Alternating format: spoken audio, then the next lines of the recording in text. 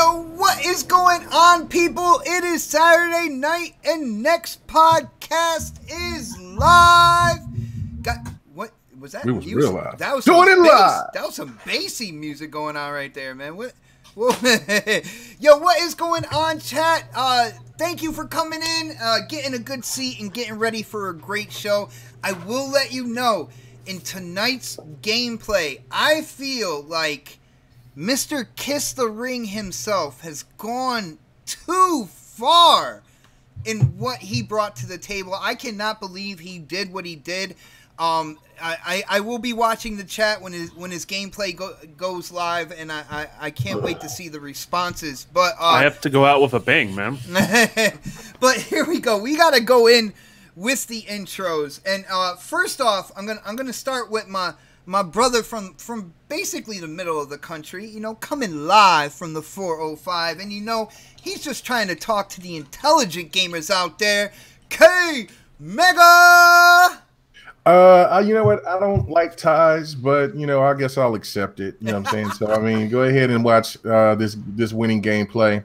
But you got to recognize the other winning gameplay too. This is a first for the show, man. I will never acknowledge anybody in my competition ever. I'm the only one that won. Everybody else is second. Hey, you have to give up your podcast name then, because gamer recognized game, right? Woo! You know what? No, what? This is my intro. Shut your ass up. Anyway, so we're glad to be here as always. Ready to, I already see right now Don's already acting like an ass, so this is going to be a wild show. We still have yet to wait for Predator, because we don't know if Predator's sick or if he's in his or if he's kind of tired or if he's upset that the Texas lost or some crazy shit. But if he's in rare form, then it might be the wildest, craziest show that we've ever had, man. But I'm ready to go. Let's get it. Well, speaking of that, let me introduce the next panel member, the man who usually never gets any of that gameplay respect. He is the winner of last week's gameplay, Predator! What's up, everybody? I don't recognize ties either, but everyone knows that I should have won anyway, so it don't fucking matter what K-Mega did. So, that's why my gameplay is shown first. Yeah. What happened? I'm not even. I don't have a comeback for that right now. So, yeah. It's all good, man. Somebody's gotta be first. I guess I'll let you have the crown for a chance. Dude, there. Yo, it was about to be a three-way tie until, you know, God blessed the polling and brought one of the gameplay, brought it back a percentage. But I didn't know what I was gonna do with a three-way tie, man. That was insane for a while, dude. You never had a three-way? Not. Yo, I plead the fifth on that. Yeah. We don't need to know about Xbox history. All right, I'm the sender. That's all I know. Oh shit! I'm the giver. Yeah. I'm done. I can't believe this. So awkward. I had an intro for the next panel member, and I completely forgot with all the talk and everything like that. I forgot exactly what I was gonna say. But, you know, this man is kicking back a couple of Heinekens. He is a gamer who is very opinionated, and you will definitely hear his opinions tonight on this show. Knoxximus!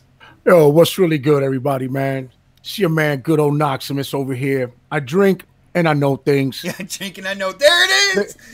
They hated on me on that gameplay with my measly 11% or whatever the hell it was. But you know what? I'm coming to get that shit this week. Let's go, man. Let's get it. Oh shoot! I feel like he is not he's not rolling over and accepting the not winning part the way our brother Angry Otter did, and he is coming for it right now. He's got to get used to it. He's got. Oh no! He's the new booty. He's wait till you see that gameplay today. We're gonna see. What's this? What's this you play? What's gameplay is this? What kid game is this here? This is man, boy. You better show respect to the Power Stone. You better show respect to the Power Stone.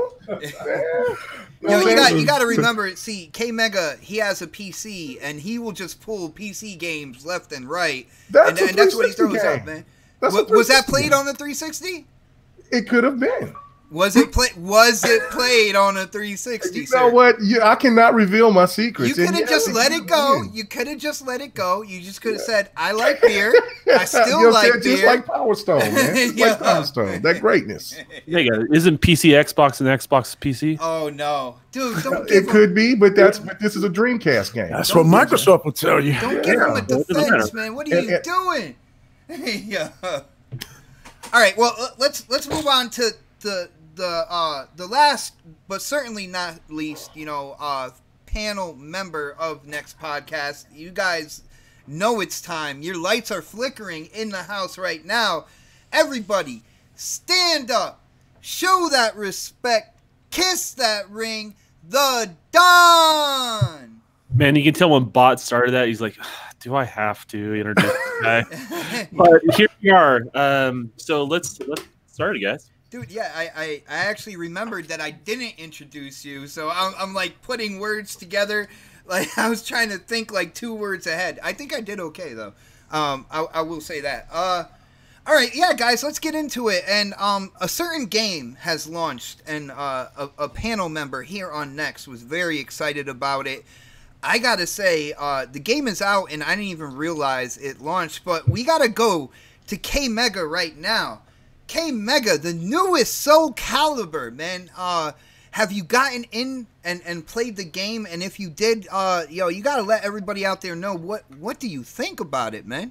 Man, I have. If you follow me on Twitter, then you definitely know that I've been playing it because I've been showing different pieces of gameplay. Yeah, man, I'm playing it right now as we speak, and you know what? I'm going to say this.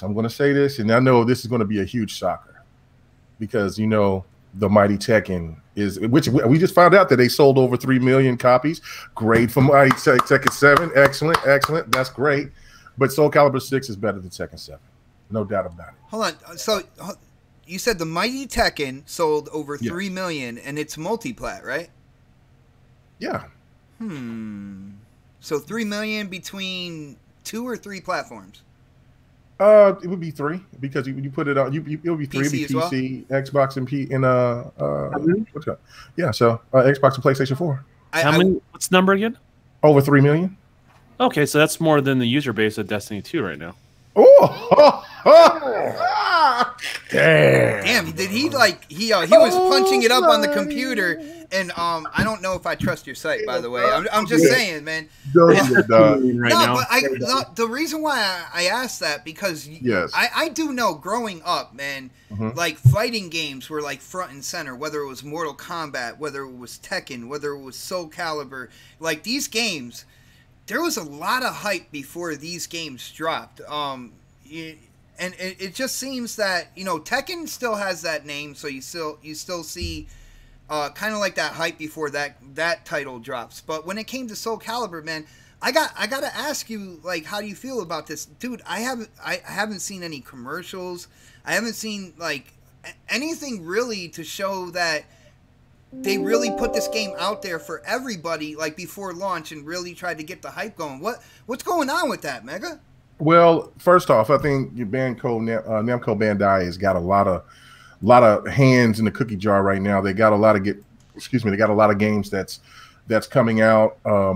Other games that's pretty much probably more anticipated, like when you look at Jump Force and how that buzz. You still have Dragon Ball Z Fighters that's really doing really well. Soul Calibur has always been the staple for it's kind of like with Tekken. You got a group of people that will not leave it. Just like with Battlefield, COD, they have it. There's a group of gamers out there that has a loyalty to these games, and it's no different for Soul Calibur. And so the people that love fighters and the people that have reminiscent greatness of Soul Calibur, they're going to be the ones to buy it. I think that, like I said, there's other games out there, plus the slate of all these other games that's coming at the end of the year. It's just kind of been overshadowed. And of course, you don't see these commercials and stuff like that because they probably just want to focus on other things. And then would it be overshadowed anyway because Red Dead is coming out next week. Then you got Fallout. We just had Spider-Man come out, Forza come out. what is it? Assassin's Creed Odyssey.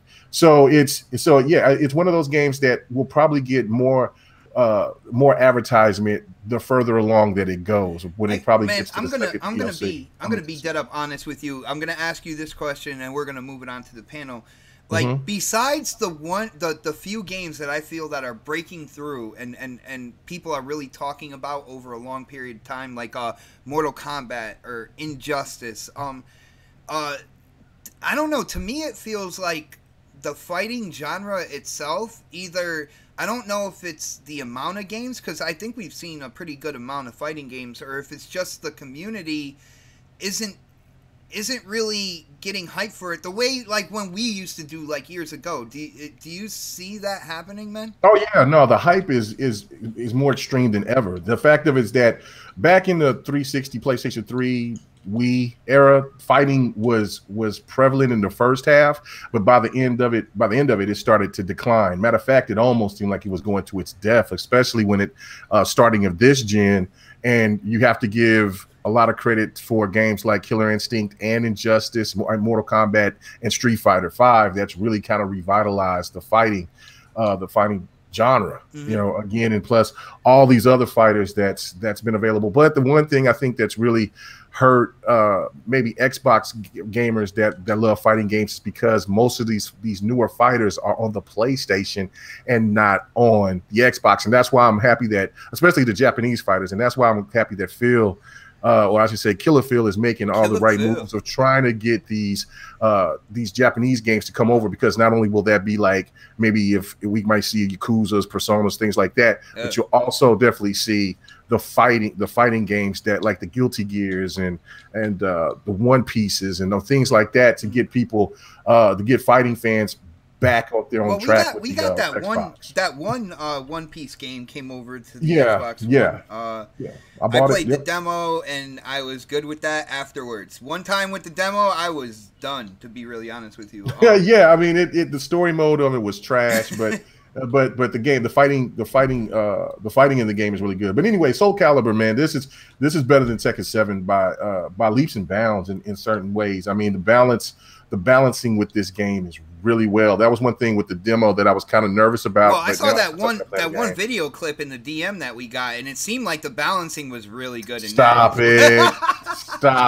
That's crazy. That's Are you referring to a counterweight there, bot? Huh? What happened? Are you referring to a counterweight? Yeah, there's a counterweight. There's like an equal, like there was an equilibrium balance because certain weighted measures and stuff like that were going on in that clip or whatnot. But I want to move this to the rest of the panel and, you know, just chime in, because this is kind of like a loose topic that we didn't really put in the topics. But guys, with Soul Calibur being out, I know I'm not the only one on the panel who didn't realize it was out. And shout out to our brother K Mega, because I feel like he might have put it out there even more and let people know that the game is actually out, and might have spurred a couple sales here and there.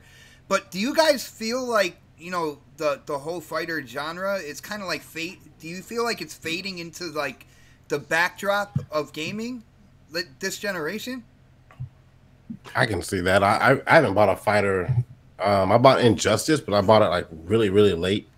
I think I bought it because my daughter wanted to play it. But like I've not just been into fighters in years. You know, I might pick one up, but I never like get to the point where K Mega is, where I have to beat it with every character and play it like that. It was just more of a casual thing for me the last couple of years.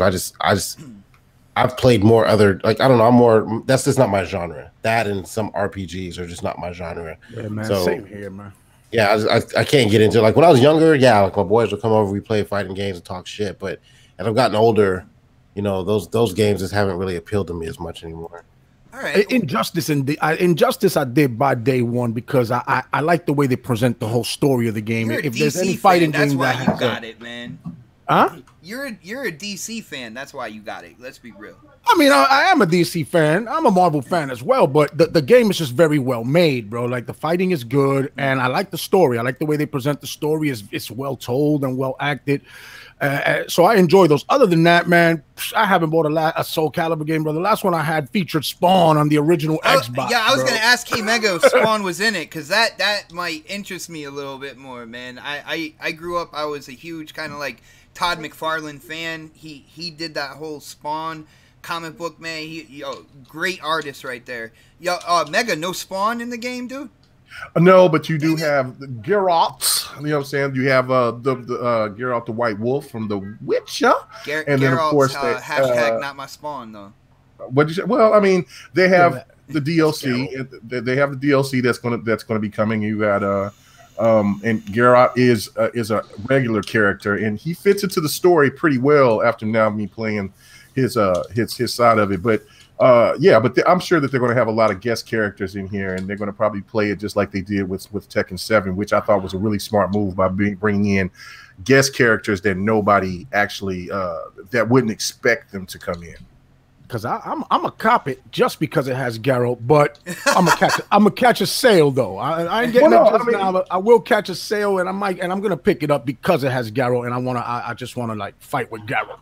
I want to say one more thing before you go to everybody else. But I just want to say that it's really important for you guys to support this game, because they made it clear that if this game doesn't sell well, then there will be no more Soul Caliburs. They've said the last couple of but they didn't put any marketing behind it though. But because look, the game looks very good. The mechanics, they've put a lot of depth into it, especially they brought back the created characters where you can create your own character and they can put that character through story mode. They brought back a lot of elements that was really popular with Soul Edge, the very first one. So the thing of it is that maybe they put all their resources in that and don't have the money to really push it like they want to, or they just don't, or like I said, they have other things that they got to deal with, like Jump Force and everything. And that's much more of a popular game right now. So I'm just saying, it's for fighter fans out there that like Soul Calibur and would like to see this series, this franchise continue. You got to go and support it, even if you go and buy it later on. But just support it, man. Like I hear what you're saying. They have other games, all that good stuff. But if they're like, if this game doesn't do well, doesn't meet expectations, like we're not doing another one, you can at least throw a couple people from the company on that kind of like grassroots campaign on social media and stuff like that. I haven't really seen anything like that, man.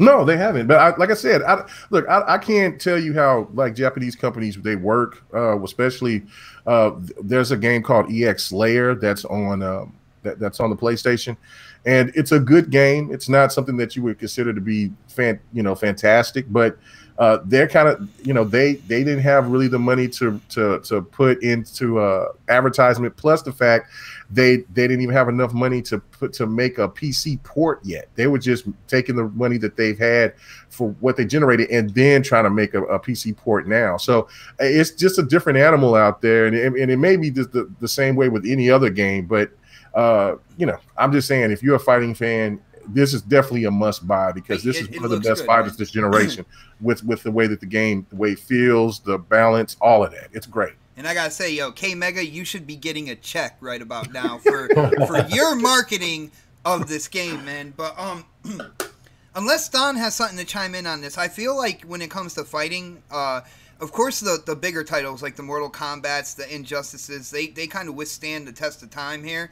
Yes. But I feel like with the newer generation of gamers, the kids out there with the Fortnites and stuff like that, I feel like the fighting genre, it just really doesn't intrigue the younger gamer as much as when we were growing up. And I feel like the fighting genre might be fading into the background a little bit. Well, let me give you a different take on it. Okay, let's go, Don.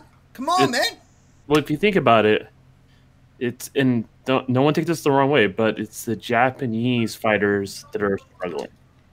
True. So American fighters seem to continue to have this resurgence. The Japanese fighters are having a hard time finding that same audience they had before. So I really think that these games are just not on people's radars. I don't, but those are the ones that seem to be suffering the most. I think your microphone is shy right now because it cut out a couple times. It made you go almost Moochie White. You know how Mooch went Barry White that one time? Yo, you got a little bit deeper, and then you went normal again. I don't know what's going on with your mic, dude. You gotta let it know who's boss, man. Right now, okay? I'm gonna take that as an okay. Guys, I'm really digging this show right now because I'm gonna move to what we were talking about before the show aired, because I feel like that was a really good conversation, and I felt like, you know, our supporters were kind of missing out on basically, you know, our basic conversations going on, you know, whether it's on Xbox Live or talking about gaming. And we're basically talking about how games are being released throughout the year now. Because, you know, traditionally it was the holiday season, a whole bunch of games came out. And, you know, people were scrambling, running around, trying to get money, trying to get this game, that game, all that good stuff. And the last couple of years, you know, gamers have been asking, you know, for these developers to kind of spread them out or whatnot. And me and K Mega were talking, and I was like, well, Mega, you know, gamers asked for them to spread it out. And what did the gaming industry do? But in my opinion, they picked another chunk of the calendar, and they were like, we're going to game dump here as well. So we got 2 game dumps per year. One in the holidays, and then one between February and April. Now, Mega, what was your response to that? Let's get into this conversation, man. All right. Okay, my bad. I was sitting there. Sound like you were blowing into the mic. That was no, weird. that was somebody else. I don't know who that was. I don't know who that was. But anyway. What? You all right, Don? Why are you yelling at the mic? I'm not yelling at the mic. Your beard's weird. Weird beard. Anyway, weird beard. But no, basically is I always thought it was a smart strategy for Sony to bring out their games at the beginning of the year, which you kind of look at as tax time, as I would say, because, you know, they had so many marketing deals is that they didn't want to really lose money by trying to put out their exclusives at the same time when these games were coming out. So again, like I was telling you earlier, was that I think what Xbox should have took that same path, especially with games like Sea of Thieves, State of Decay, and others, and maybe new franchises that maybe nobody is familiar with, because of the fact that those games have a better chance of getting recognized. You know what I'm saying? So I looked at that from just a smart business move, because look, the Gears, the Forzas, the Halos, they can compete with anybody. They can go with the big boys. But when you look at a game that like Crackdown 3, it would have got 8 alive. It was the same thought. The thought of that was just like with Detroit. If Detroit was put out at the end of the year, if it was put out, let's just say in October, where you had Forza, you had Assassin's Creed, you got Soul Calibur, then you got Red Dead, and you got COD, nobody would have bought that game. Nobody, as good as I, as much as I love Detroit, nobody would have bought it. The Sony enforcement group out there would have started, like, no matter when that game came out, because the reviews were fairly high, if I remember correctly. Bro, that it doesn't matter about they reviews put that being out there high everywhere or on social media, though, man. No. The social don't let the smooth taste fool you. These people be lying like a motherfucker, man. They talk about what they buy and what they do, but they are not going to go, and they're going to be just like the rest of us, man. That game is going to be bought when it's a Black Friday sale, or it'll be bought when another PlayStation sale. Detroit would have got 8 alive. God of War would have done good, but it wouldn't have got the sales that it did going against the behemoths that's coming out this time of year. And Spider-Man would have still done well because it was at the perfect slot. But if you look at, let's say, Horizon Zero Dawn would have had the sales that it did if it came out at the end of the year. It just wouldn't. And so that's what I'm saying. Like, you have to have a special type of exclusive to even combat, to get into, to compete with these other games that's out there, because it like us, we buy games in bulk, seem like, but there's other gamers out there that just can't do it or won't do it. They'll just buy a couple of games a year and then they're solid. That's it. You know, Mega, like, while we were talking about this, like, I'll give it to you on one front here. When it came to, like, Sea of Thieves, State of Decay, the gamers won on that one, because they had, you know, games to pick up, newer games at a time in the year where it really there wasn't usually too much. So for that reason right there, I feel like the gamers got a good thing there. But when you talk about business wise, I gotta say, and the rest of the panel, you can chime in as we're going here as well. I gotta say, business wise, I don't know if Sea of Thieves, State of Decay, if it actually helped them go like releasing earlier in the year because of the frenetic kind of like pace of the holiday season and getting, I don't know too many like moms and dads, grandmothers who only pick up like 1 or 2 games. Like I know the kids will get like 4 or 5 games and stuff like that. And I feel like that hyped up environment would have still did those games. It would have did those games well. You know what I'm saying? Business wise, then it might even have been better than in the beginning of the year. I don't know. Anybody feel like with me on that, man? So, well, hold on, Bot. So you saying that you think that Sea of Thieves and State of Decay would have done better coming out now at this time? I think people are downplaying the holiday season and what it brings to the table. You see what I'm saying? I get the fact that maybe all right. If you say maybe drop them in December somewhere, maybe close to Christmas time. That's a possibility, but right now between September and November, they would have got destroyed. They couldn't. They didn't even do well coming out in March. I don't believe that they. No, they did really well, man. They did better than expected, man. Mm-hmm. I don't think they would have done those numbers if they came out now because there's too many blockbusters. There's too many heavy hitters. Yep, too many heavy hitters right now, man. Somebody let's say the holiday season. I typically buy like 3 games, right? And it's usually Battlefield. Whatever exclusive Microsoft has out, if it's Halo or Gears, Forza, and maybe I'll throw in something else to kind of keep me occupied if I have enough money to play around with. But like if Sea of Thieves and State of Decay would have came out right now with Battlefield coming out, that it's already lost out on me.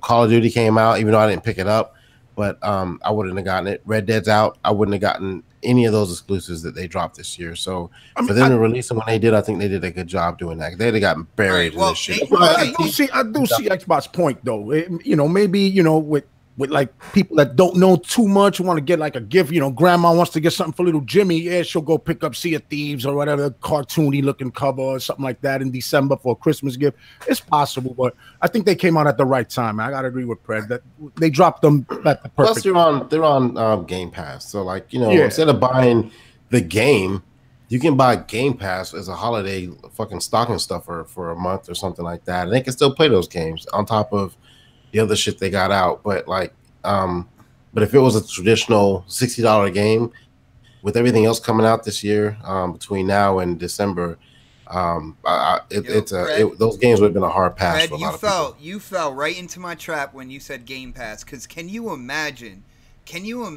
like Forza already came out. It's basically in the holiday window. Can you imagine like before people got their hands on Sea of Thieves or State of Decay, and they were marketing that Game Pass? Can you imagine like how many Game Pass subscriptions would have been sold throughout the holiday season as well? And they can still do that though, because they got Ashen coming out on Game Pass this year, which a lot of people are looking forward to. So, yeah, when's that coming out, man? If I had to take a wild guess, I would say December. They didn't announce an actual date though. Yeah. Damn it, man! Probably it's anybody's guess when it comes to that game. Yeah, Dude. And also the fact that you have to think of is State of Decay and Sea of Thieves did sell Game Pass. You know what I'm saying? So it did it at a point where you wouldn't think that it was going to do a lot either. Man, people underestimate tax time. You know what I'm saying? Because it's like right after the fact when you after these messages, he'll be right back. Sorry, people. What, you hear me? There you go. You're back now. Okay. All right, my bad.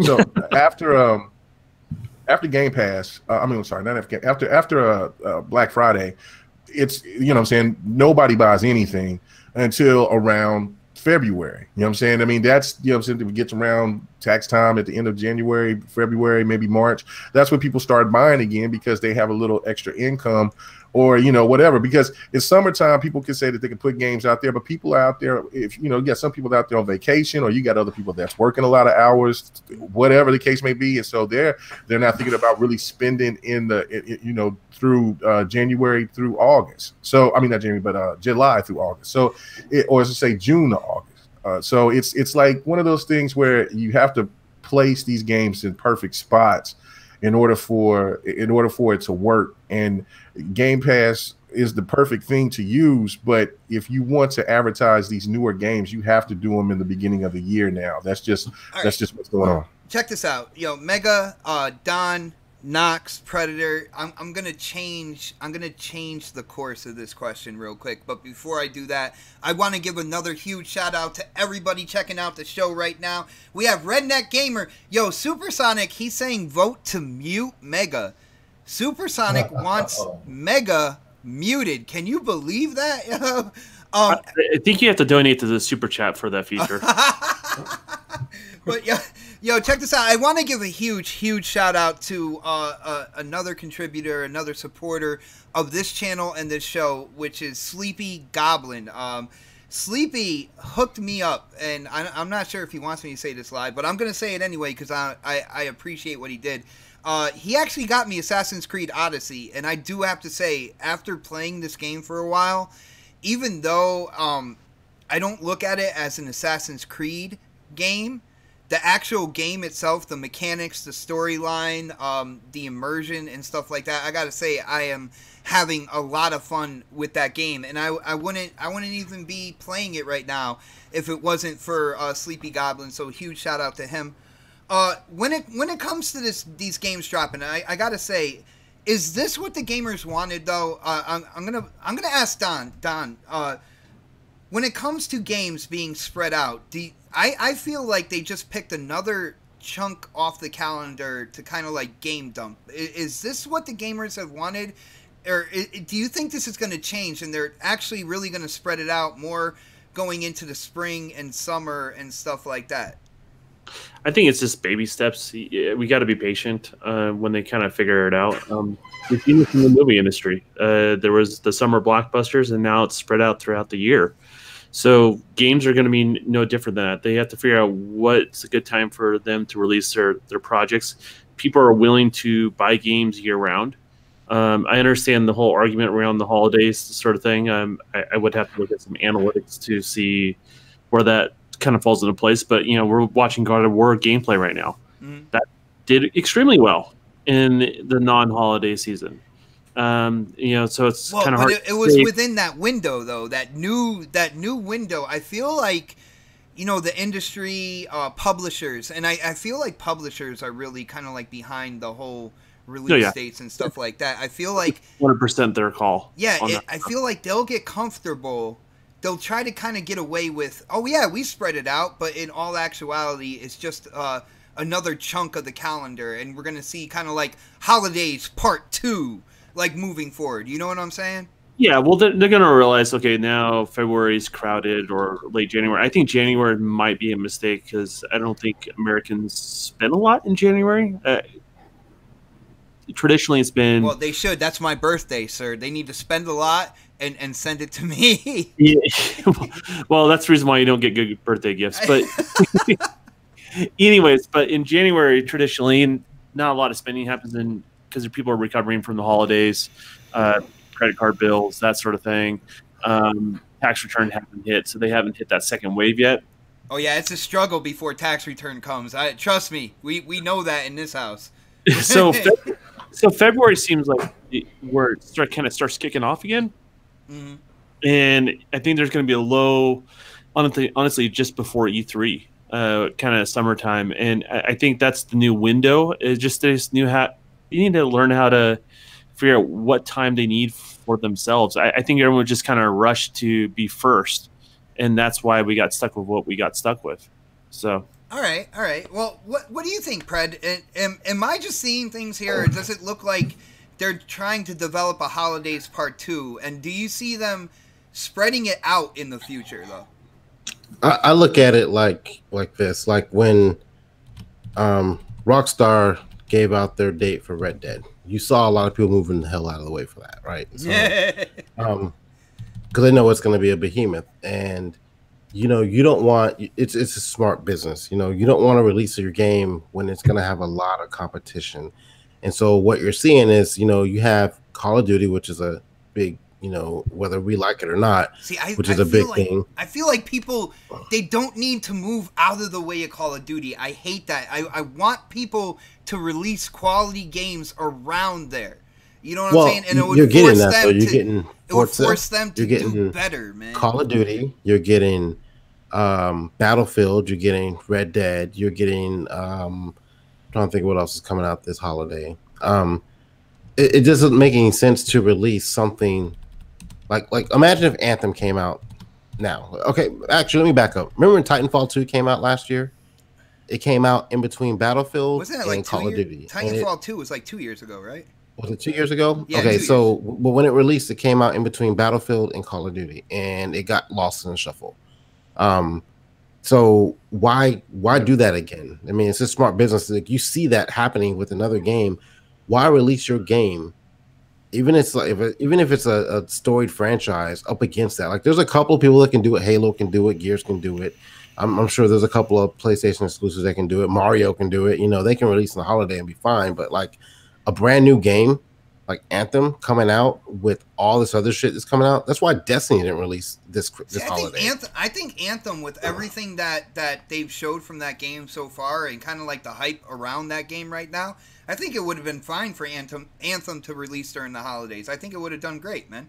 It might have done okay, but what else does EA have coming out this year? That's another thing you gotta look at too. They don't want to compete with their own titles. Exactly. You know? They don't want to compete with their own shit. So why release when they have something else coming out this year? I don't know what actually EA. Oh, they have Battlefield. So like, why release at that same time frame, right? So that goes for EA. That goes for Ubisoft. That goes for Look at EA's past history. They Battlefield and Titanfall 2 at the same time, and you kind of cannibalized Titanfall 2 to a certain degree outside of the controversy there was about that game. But they won't do that again. They did Battle. Was it Star Wars that came out that's around the same time too?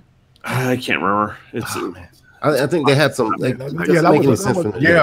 I'm gonna change the name of this podcast to Forgetful Gamers Podcast. No, you're right. You're right, Fred. Yeah, that Battlefront.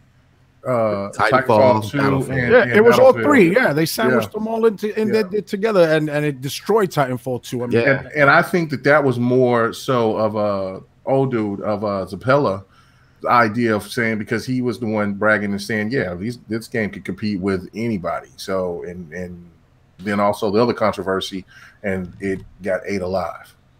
Yeah, the deadlines are really kind of created by the publisher, to be honest with you. So. I think he was just doing what the publisher wanted him to say at that point, to be honest with you. All right. I mean, if I had multiple games coming out in the same year, I try to space them out, because you can make more money that way long term. You can have something else released each quarter versus having just everything released in one quarter and then have a shitty rest of the year. Because what happens is, like you said, our budgets and stuff like that, like near the end of the year, you got a lot of Christmas shopping to do. You're not just buying video games, so you might buy 2 games for your kids. Something's gonna get left out, even if it's buying it for yourself. You don't have to buy your kids Game Pass. We're good. That's it. Yeah, the Game Pass is different. Like, that's new, but we didn't have that on this level last year, especially when you had all those heavy hitters coming out. So, as a smart consumer, I get Game Pass, so I can get all those games, and I get maybe 2 other games and spend maybe less than $200. Versus, in the past, we'd have to spend, maybe $300-400 on all the games that came out between September and December. All right, I got you, man. Well, let's get Knox in on here. Like, I know you've chimed in, but I don't feel like you put your complete opinion on. Put your foot in it. Yeah, you got to step in it deep, man. So, like, when it comes to these game releases, like I said, it seems to me like they're just picking another piece of the calendar and kind of doing a game dump there. Do you see it the same way? And do you think they're eventually going to spread them out even more, and we're going to see more games coming out in like late spring, summer, in those areas as well? I mean, I don't think that they're doing anything, just wild out of nowhere. You know, these people that are much smarter than you and I, you know, they get paid to. Man, it's what they're doing, yeah. I mean, but there's a method to their madness. They're not just, you know, like Mega called it. You know, they're throwing these games out in March. You know, real quick, right? Shout out to Face 23 BKNY in the chat, right? He said when it comes to Microsoft and Sony, they shouldn't release games during the holiday season period. No, and a lot of people feel that way because they feel like you're not going to compete with the Call of Duties and the Battlefields and you know, stuff like that. The Red Deads. You're never a success in business if you completely back away from a time of the year that is so lucrative. Like you'll never be a success that way. Yeah. But do you? Well, I mean, you can't really say that, right? So you create another time of the year. You do, and you use it. And you create that time when people just getting their money. Like Mega said, the tax season is there. Boom, they got their check. They ready to spend a little bit of money, man. They ready to blow up some steam. You throw God of War there. I mean, the game was going to sell gangbusters regardless because it's just a good game. But that was a perfect time to throw it. Could it have competed in this time right now? Absolutely, it could have. But why would you when you could just dominate the market in March? You know what I'm saying? Like, to me, that's my opinion, man. I really think that they played it safe, but they knew that they were gonna get that revenue, right, man. They knew they were gonna make it.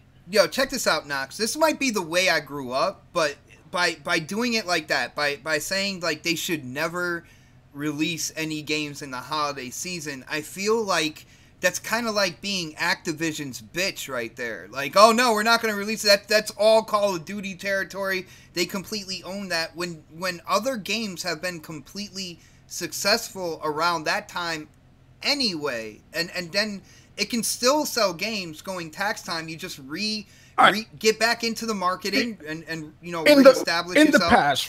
In the past, you know, successful game franchises, right, like Mass Effect and stuff like that, when did they generally drop? They never drop at this time. They usually drop like somewhere between March and May or June. And why? First off, you don't want to sell games in the summer because nobody's in the house in the summer. Everybody's outside. Everybody's on vacation. Everybody's doing their thing. Video games is the last thing they want to do unless it's, you know, maybe the one day they're bored for a little bit. But regardless, you want those in the winter, right? That's when people are indoors. You know, you're watching football, stuff like that. You pick up your game. You just, you know, waste a little time. You got a little extra time on your hands. That's when you're going to do it. You're indoors. You're probably bored. You play little games. That's why they do it now, September through November, December. You know what I mean? January kind of fizzles out. March, boom, people getting their check, their income tax is coming. It's smart business, man. I can't knock it. Like I can't really. I hear you. I feel like it's safe business right now. I feel like there's something going on in the gaming industry, kind of like a generational shift. And I hear what you say. And I think it makes sense, but I think for the younger gamers, the ones coming up, and basically are turning into the key demographic when it comes to the business side of this, I feel like they're not the ones that are like, you know, outside all the time on summer or stuff like that. I feel like Xbox is gonna cater to the people who are out there with their streaming service. I think we're seeing a change in the industry. A change in patterns when it comes to gamers and how they consume and play games. So I think it's going to be an interesting, you know, moving into new hardware, moving into these companies streaming and everything like that. I think we're in to see something that we've never seen before in like console gaming and in the gaming industry, and it looks pretty cool. But Let's move on to actually one of the topics that we have. All right, hit that like button. Yeah, definitely hit that like button. I see a ton of people out there checking out the show. If you can do us a solid and hit that thumbs up button, that would be greatly appreciated. It does help out the channel. It helps out the show. It lets people know that, you know, we are going live. Maybe we get some new people in here and bring them into the community. So. But with that being said, I keep running because I am looking into new hardware. I'm trying to get, because, you know, the rumors are starting to swirl. A lot of people are saying the new hardware for PlayStation and Xbox 2020 is like that key date we're on the verge of seeing something when it comes to new hardware. So I kind of go through the internet and I'm looking for rumors and kind of like credible thoughts and stuff like that about what's coming. And one thing when it comes to the PlayStation 5 that I keep running into, and I want to hear what you guys think about this, is the DualShock 5 controller. And the main feature that I keep running into about the new PlayStation controller is there are people basically swearing on their children that this thing is going to have a touch screen in the middle instead of that touch pad that you know we have on the PlayStation 4. So I want to go to Predator on this. Now, Pred, when it comes down to a DualShock 5, all right, I got to ask you, do you think a touchscreen can work on a console controller? Do you think this would be a feature that people would be like, oh, damn, this is awesome? Or do you think it's something that we can utilize in the console space when it comes to gaming? And if so, let me know why. If not, I want to know why, man. I think it depends on how it's used. Like if it's just like I'm sitting here looking at my PlayStation controller and like the little area that they have the pad in. If they're using that for like maybe like 3 or 4 icons, that's one thing. But if it's like this cluttered with little itty bitty tiny ass fucking icons and a whole bunch of them, like that's a different story. But like I don't really use mine anyway, other than to you know, just to press it to do whatever it needs to be done in the game. Like I don't write on it or anything like that or type on it, to be honest with you. But like I just use the old traditional, just up and down with my fucking thumbstick, you know. So I'd have to see it. It's really hard to describe what's expected when we haven't even seen it in action yet. But it could work. I hear Mega beating up that controller real quick, man. What's that? I hear Mega beating up that controller. My bad. Yeah. I know. I was playing Assassin's Creed earlier. I started hearing myself play. I was like, oh shit, I need to stop. Shit. I just think it depends on how it's used. Like if it's like minimal, like you know, maybe like you know, like a couple of little, like it's hard to explain. Like maybe like get rid of like the picture button that they have on there, whatever the fuck it is. You, like put all that stuff on there, but like maybe like 4, maybe 5 little small quick icons. I could see it working that way, but I don't even use mine, to be honest with you. So like it's not that big a deal to me. Yo, don't you think that is just gonna drive up the cost anyway, though? Like that's a waste of money. That's a waste of people don't want to pay. It's gonna drain the battery even more than it is now. Yeah, right. I mean, well, it should have a new battery to it. We're talking about a new piece of hardware, so hopefully it's upgrades all the way around. But Pred, I got to ask you, and then I'm gonna move on to everybody else here. Like, I gotta let you know my issue with this, all right? Touchscreen. If it's a touchscreen, that means you're gonna have to look down to see what you're pressing. There's no sign that you're putting your finger in the right spot when it comes to a touchscreen, unless you actually see it. That's my issue right there. What do you think about my issue? Do you think that there's a way to get around that? And then I gotta ask you, do you think the rumors are true, man? There's always truth to every rumor, so at least a little bit. To some degree, I would say like if it's like a keyboard type icon thing on there, like I could see that happening. But like it takes away from the immersion of you playing the game if you're looking down at your fucking thing. Have to keep looking down, like, oh, okay, yeah. They're right there. And I don't know. I don't think it interests me. I just don't see myself using something like that. But, you know, I say that now, and if I get it in my hands, I'm like, oh, this is fucking awesome. But, like, depends on what's on there. Like, you know, if I'm getting game streaming and shit like that from fucking football games and scores and shit on there. But, like, it takes away from what I'm actually using the controller for, is to play the game. Like, I'm using it to interact with the game, not necessarily interact with the controller. Freaking download your songs onto your controller and play it through the speakers or something like that. Yeah. Like, there's promise in it. I had to see how it's implemented first. Like, guys, see how look, they're going to do it. My car got its ass beat by Trump limos right here in my gameplay. I got jumped by who's driving that? Who's driving that limo? Service. We got the Don, KTR right there, and Butcher Van. Yo, huge shout out to Butcher. I think Yeah, he should have done his Red Dead Redemption 2 giveaway on Twitter. So if anybody was involved in that, you might want to check your Twitter and see if you're the winner of the Ultimate Edition of Red Dead Redemption 2. Yo, Don, I gotta ask you, man. I know you're into building your game right now. I know you're into hardware. You said hello when the Hangout first popped up, and the first thing you were talking about is your friend's computer. So what do you think about a possible touchscreen on the new DualShocks? Do you think it would work? You heard my issue with it. Is there any way to get around that? And then, of course, do you think the rumors are true, man?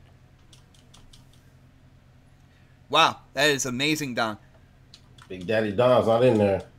Oh, he's not even in? I don't hear him. I'm not checking the Hangout right now. Oh, no, he's not even in. So we are going to move that to K Mega. Yo, Mega, I know you got to have some opinions on this, man. A touchscreen on the DualShock 5.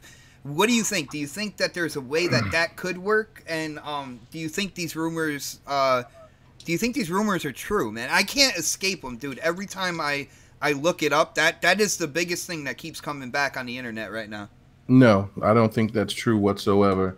If anything, I think that if the rumors are true about them having a tablet, that could be that touch screen, or maybe they could do it kind of like the Wii U, where you can use that tablet to also play your games and to watch other things like what Prayer was talking about with the scores and weather and all that type of stuff. But being all that on a controller, that takes away from the immersion of playing that game, especially when you're talking about the PlayStation that's predicated on single player experiences. That just takes it all away. It could probably benefit if it is true for maybe VR games or something of that nature, but I can't see it. And then that means that the controller is going to be bigger, which that's not such a bad thing. But then, of course, where you have the analogs at the bottom, and then you're going to have a touchscreen on top of that, it just makes everything just too. Dude, I've seen some people kind of try to do computer graphics and build up a couple prototypes of what they feel like they've heard, inside sources. And there's some people stating that they are going to move the left thumbstick and the direction pad. They're going to switch them out and give you that angle that, we all kind of got used to on the Xbox. Do you think they can do that, man? That was exactly what was going to be the next thing I was going to say, unless they change to what the Xbox controller is. And if they do that, then what is that going to say for the PS fan that likes the controller, that likes the PlayStation controller the way that they are? Because they're not going to do that. Yeah, and because I've seen PlayStation fans talk about how much they can't stand the Xbox controller. It makes them sick, and then do you think they really can't stand it though, or they're just being internet trolls at that point? Well, some of these PlayStation fanboys they claim to be very honest and upfront, and they've said that. Dude, you are giving political answers right now. I'm just saying, man. I'm just saying. There's been a couple of them that came out and said that, and how much they can't stand the Xbox controller. So if they did that, you would probably have an uproar. Even though I would definitely prefer that, because that's, to me, that you can never go back to going to what the PlayStation is like, especially playing shooters, because the thumbstick, the thumbs are just properly placed for you to play shooters and just other games. They can always do it to the point where the DualShock 4s will still work, and people can use those instead if they want, right? Well, I was just gonna say that. Dude, I'm reading your mind right now, man. You're ruining my spotlight, bro. You go. Yeah, I was just gonna say the only thing that I can see is if they go this drastic with the controller, PS5 controller, is that they would implement some kind of piece to where they could add, where you can play your your PS4 or PS3, well, most likely your PS4 controller, and of course you're gonna have to pay for it. But I think that would probably be the better option than to just completely change and then just see how the fans will react to it, because you can only do so much, and until people start, pushing back and saying, oh, okay, I've kind of accepted this, I kind of accepted that, but now you're just going a little bit too far. So, yeah, the touchscreen thing, I mean, it sounds like a cool idea, but like I said, the one thing where I just don't feel like it makes any sense is because PlayStation is predicated off of single player experiences, and you take away that by having all that extra shit on your controller. All right, I got you, man. And yo, before we get to Knox, again, huge shout out, guys. Hit up that thumbs up button for us. The chat is going crazy right now. Huge shout out to you guys for coming and hanging out with us on a Saturday. We are gonna get the opinion of one of the most opinionated gamers I know. Knox, touchscreen, DualShock 5. Would it work, and is it true, my brother? Would it work? No. Is it true? I'm not certain. I think it would be an idiotic move on Sony's behalf if it were true and if they attempted to do it. Right now, right, the X pretty much set the standard of what all consoles are going to cost. The price point is not going down from here on in, guys, right? It's $500. That precedence was set. That's it. Everything else, it's going to be at $500 or more. And you know how gamers are, man. We hear 600 and what? What? No, you bugging. What? PS3? Hell no. Yeah. So including a touchpad. I mean, nah, man. It wouldn't work. It's gonna break your immersion from the game, and I don't think anyone wants that.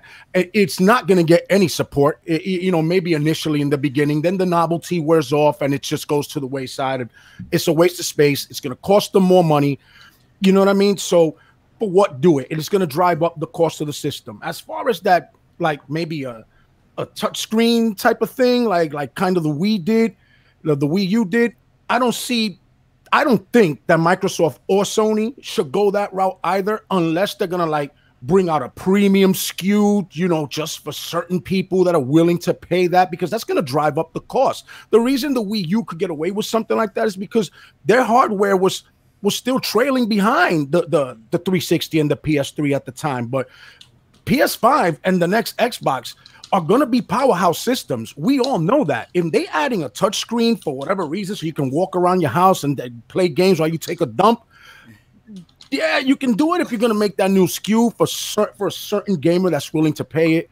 I think they should stay away from it and just have it like stream on any device, you know what I mean? And use it that way, use that alternative method, have an app out or something like that to get these things if you really want to do that way. All right, I got you. Then let me see if the Don himself. No, he is still out of the hangout. So Don, what are your impressions? I don't have none. Oh, okay, cool.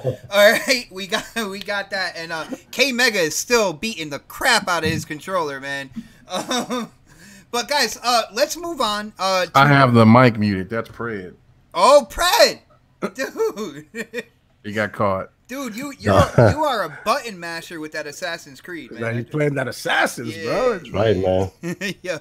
Well, guys, let's move on to a game. Don said his computer died in the thing. Oh, it died? Is he gonna have a funeral and everything? I'm back. I don't know what the hell happened, but it was not good. He is back, everybody. It's the Don. Yeah. The computer lives. The computer. We'll see. Maybe living on a prayer. I overheated this machine about last week because my AIO went out, and so now it's questionable. I will say. Okay. Well, Don, do you want to chime in on the DualShock 5 touchscreen rumor, or do you want to move on to a game rumor? It's up to you, man. Oh man, can you just put the analog sticks in the right place? Dude, I've seen concepts where people who claim to kind of be in the know with this.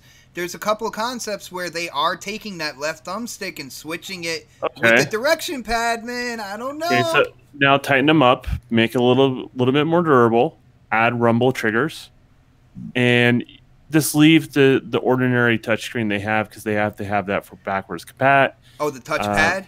Yeah, the touchpad, and they're not going to innovate with a touchscreen. It's an idea that's been played around with a lot, and there's not a lot of support. Well, you know, Dreamcast had a VMU, but unless you were playing like couch co-op in Madden or something like that, you were able to like put your plays in on the screen. So this way the person didn't see what you were choosing from, you know, that was sitting like right next to you. So like in Dreamcast ways, they found different ways to put in a feature where you would look down at your controller. But usually, like I said, it was for couch co-op. You don't see them finding a way to implement in kind of like gaming today for like a wider range of games, man? Is he gone again? Is he gone? Am I really? Oh, there he is.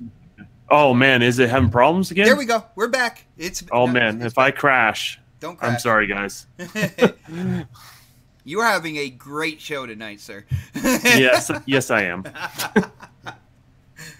But so you don't see any way for them to kind of like try to put that feature in on a wider range of games more than what like Sega did with Dreamcast? Man, it's just going to drive up costs. I mean, touchscreens seem like they've been around for a while. They got to be cheap, like a lot cheaper to make now, right? Yeah, but they still cost something. They do cost something. I'll give you that, man. So I mean, there is a cost associated with that. There's a complexity of making a controller less reliable. There's that aspect as well. And I would say Nintendo has explored this idea the most, and the support they made hasn't been the greatest. They made the screen what they call their quote unquote hybrid console. That's what they did, man. Like, but you know what I mean? And like the implications. I mean, if you're going to see any innovations, you would have seen it already, and it would have been on Nintendo's console. All right, I got you. I mean, fair enough. Short to the point, and now we can move on to our next topic, which is, like I said, a game rumor. And this is a rumor that seems to be gaining a lot of steam. For people who love platformers or a more cartoony game with maybe some kind of like adult jokes kind of sprinkled in here and there, a game that'll make an adult laugh as well as a kid. It seems that one of the developers from Rare recently put in their kind of like descriptive bio on Twitter, all the way at the end, put Banjo 3E. And for people who don't know, the sequel to Banjo Kazooie was Banjo 2E. So he tried to like throw that in there.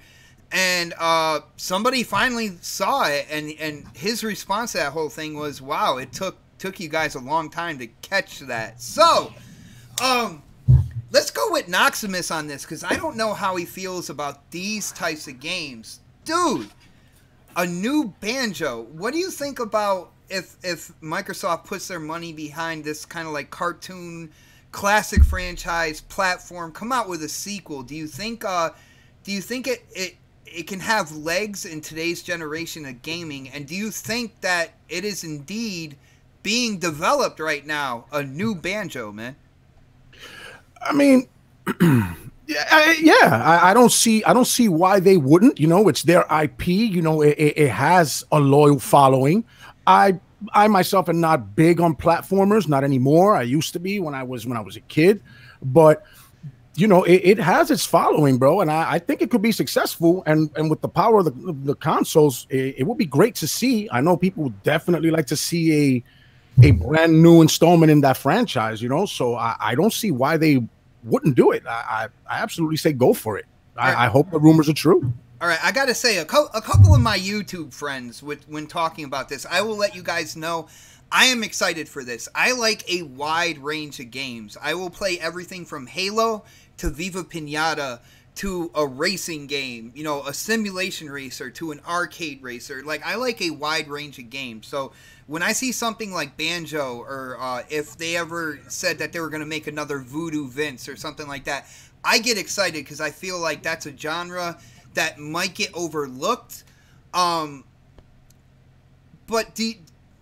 I don't know. Let's Knox, I mean, look at the chat right now about that. Fired up about yeah. I Banjo, was partially reading it. I'm like, yo, this is freaking awesome right here. Yeah. Like, So like I said, man, it'd be silly of them not to do it. They own the IP. Go for it, bro. You just go all out. Make the platformer.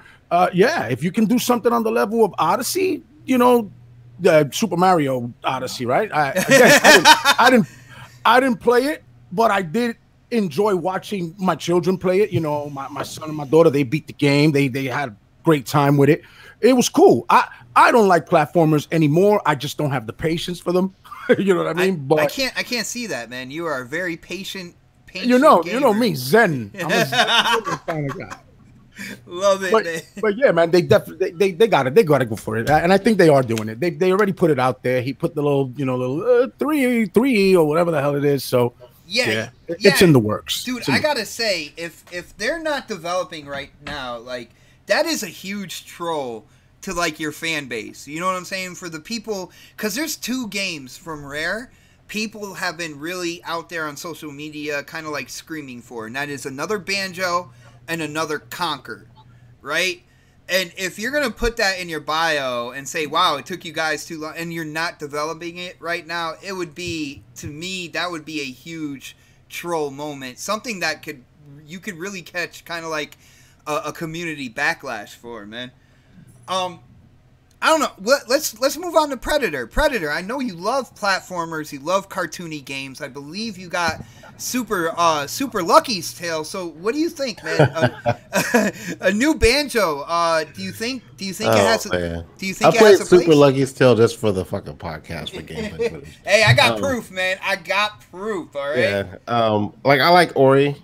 There's a few platformers. Ori's kind of serious though, man. Yeah, and that's that's the difference. Like Ori's new, whereas Banjo been there, done that. You know, so if it's a newer platform, I might dabble in it a little bit. But like some of the old stuff we played back in the day, like they came out with another Contra or something like that as a platformer. I don't know if I would play that, man. Like so, and I never even got into the Banjo series, so I missed that entire series, to be completely honest with you. I was never interested in it. So but is it in the works? I would, you know, people put shit like this out for a reason, because they want people to find it. So I think it's in the works. I think it's something they'll probably announce here at the little event coming up next month. Wow. Hold on 1 second, Predator. One of our extended family members in the next podcast, Invader Gaming, put in the chat, he said there's new toys, basically toys, you know, models getting released for Banjo and Conquer. And then he posed a question. He was like, coincidence? Like, to me, that's just another layer of it's kind of weird, because I believe Craig Duncan of Rare said, like, they don't really want to go back and do the older franchises and do, like, sequels. Like, his team wants to do new things, but with that, and then what we saw on Twitter, I mean, dude, isn't it almost a guarantee that they're working on something like this right now? I mean, I would think so. It's something that the fans have been asking for, especially like you were saying, that and Conquer. So, what I don't want to see is as a person who likes gaming, and I'm all for people who like other shit, even if I don't like it. If they're excited about it, I want them to get it. You know, so if it's a remastered, you know, type deal, like they remaster all the games and 4K, the whole package, or just like completely redo the games, that's one thing. If they come out with a sequel, that's another. But if that makes the fans happy and they're excited about that, then whatever. But again, like, I'm not a Banjo guy. I would probably play Conquer again, but you want to Banjo, jump on some flower titties, man. That's what you want. Yeah, but I want the foul mouth Conquer, not the little nice little fucking Conquer, VR Conquer they had. Yeah, so I would fuck with Conquer again, but Banjo, I never got into that. But I think something's up with them posting the tweet. They got to have something in the works that that's been kind of pre-leaked already, I guess. I gotta say, I'm getting distracted right now. You remember in the beginning of the show where I was like, the Don went too far with his gameplay. You are seeing his gameplay right now. I muted my mic already because of that shit, man. This is what you guys are getting for 15 minutes right now, man. I put a poll up, and that's what they wanted. But I think they wanted actual Battletoads gameplay and not the Battletoad for 15 minutes. Listen, I'm giving the people what they want. Yeah. That's all I'm saying. Don, it's good to have you back, man. And we are talking games right now.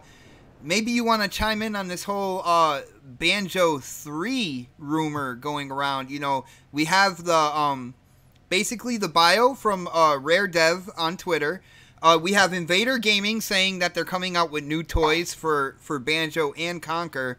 What does this look like to you? Do you think we're getting a new one? And do you think the like gaming community will get psyched for a platformer like this, man? I'm gonna say it, and I've said this before. There are things they are working on before they started inquiring studios, and this could be one of those things that they were possibly working on. It could have been contracted out. I don't know in regards to that, yeah, but because Craig said like they really want to focus on new stuff, and you know they were doing Sea of Thieves. You know they got to support that game moving forward as well. So it's kind of a conundrum, but more evidence leans towards something's going on with this franchise right now. yeah, and if it was the case, that it would have been something that would have been in the works for a while, right? Oh yeah, definitely, dude. Yeah, there was some conversations maybe about a year ago that Rare was working on something outside of Sea of Thieves too. So I think a lot of people thought it was Perfect Dark or something, but it might have been this. Well, I mean, there could be certain people overseeing projects outside of Rare. Yeah.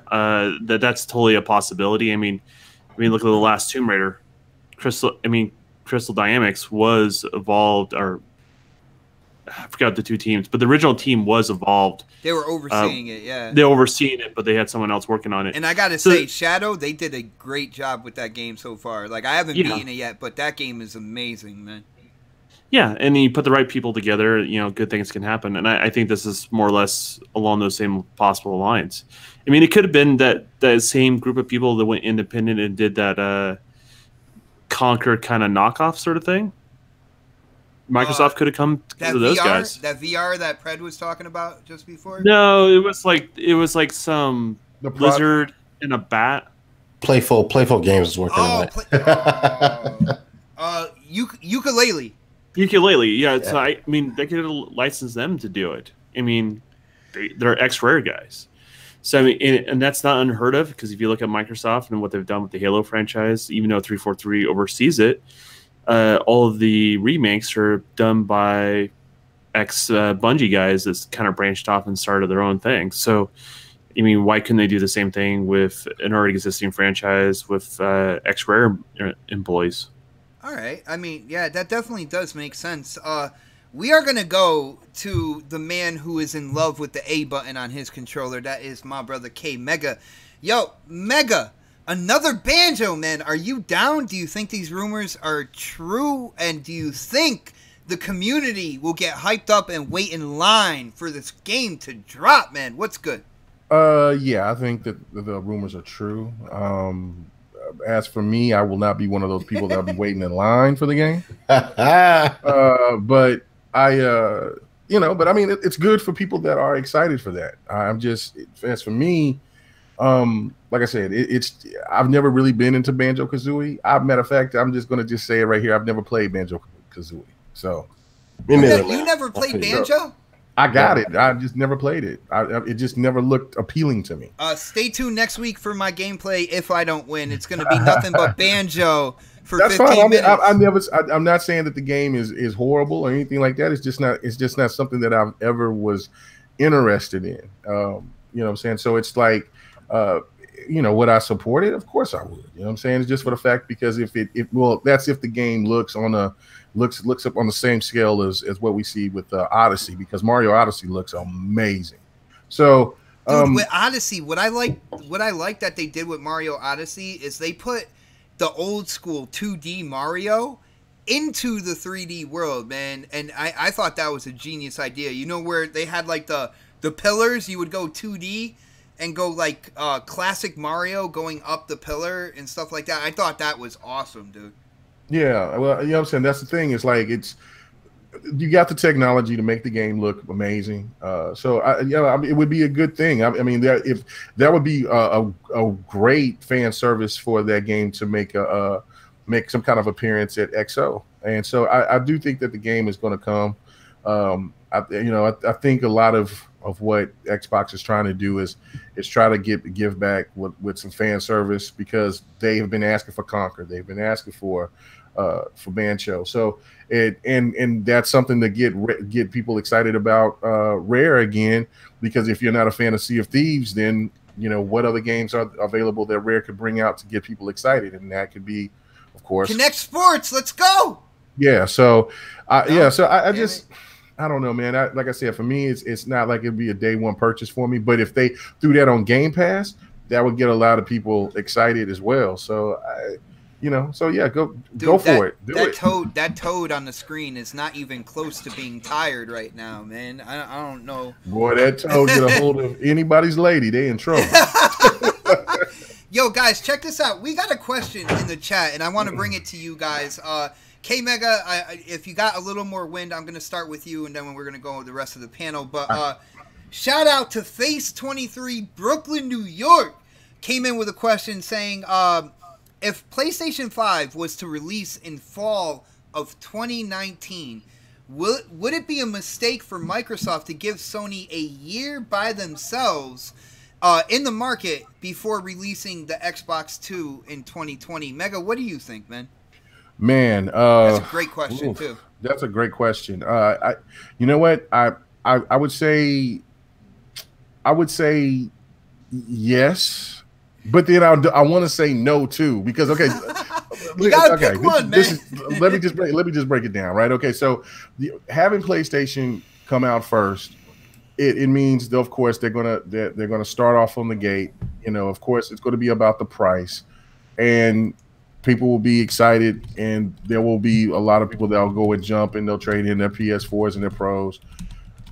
But if Xbox makes the same mistake of what they did last time by coming out the same time, and then let's say the Scarlet is not fully right like the Xbox One Fat was, then it's going to be the same thing all over again for them. So if they did wait, you can fall back really hard on the Xbox One X and drop that price to where it seems attractive to people that may not have an Xbox, or definitely have an Xbox One X, and then just advertise the hell out of the Scarlet, and get people even more excited for that. But if you want to come in starting the generation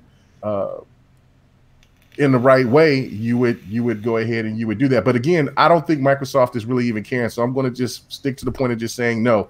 If PlayStation brings that out early, I know it's got me compared. Yes. I'm all over the place on this and explained why, and then you're I'm going to say no. I've just talked myself right out of it. So I'm just going to say no.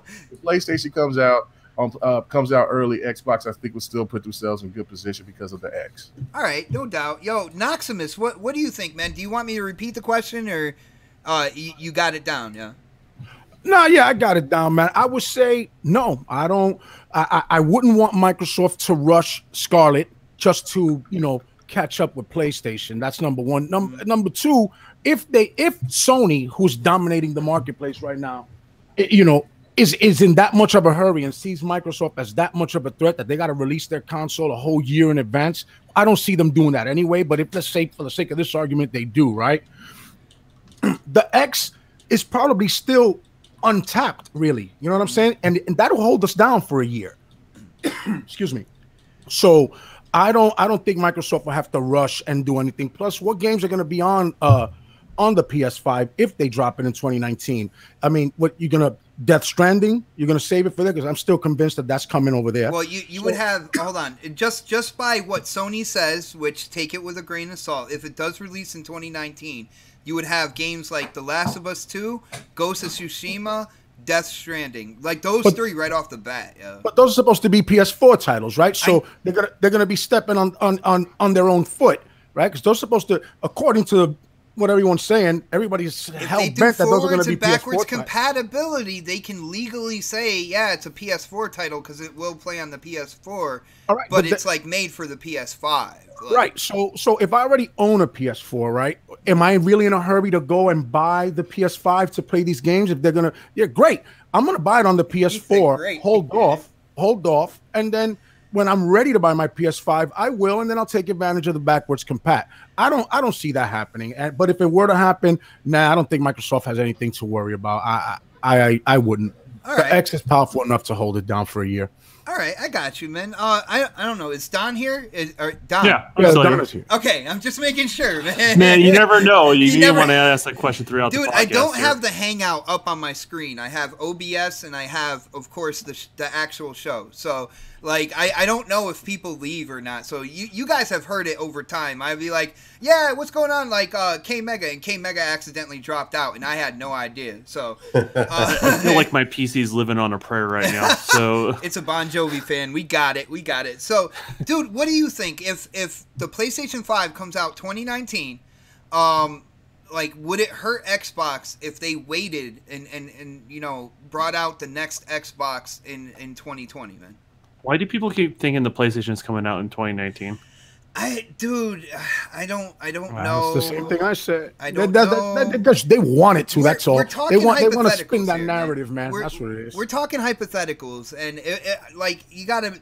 Face has been a really good supporter of, you know, this show. He came out with a good question. He's an actual, from what I've seen, he's an actual gamer. He's not like one side or the other. You know what I'm saying? So it's a question that he wanted to bring to the panel, and I thought it was a good one. We got to answer it, man. No, I have no problem answering it, but it answers the question by asking a question, right? Everyone keeps thinking it's 2019 for the PlayStation. It goes away and then it comes back, and it goes away and then it comes back. From everything I've seen, I don't see anything leading to PlayStation coming out in 2019. Me neither. It could be wrong. I do get to see things behind the scenes. I did get to touch the PlayStation 4 Pro before it came out, the dev kit, and same with the X. Did you touch it with your that. pinky? Did you touch it with your pinky or? Well, that part we're not going to talk about. But Yeah. but You went Soul Calibur on it, people. no, not Soul Calibur, none of that. But I mean, that's kind of where I'm at right now. I know they're reaching out to developers and asking their opinions about their product and the idea of what they're going to take their product, kind of give them like an umbrella concept of what's going on there.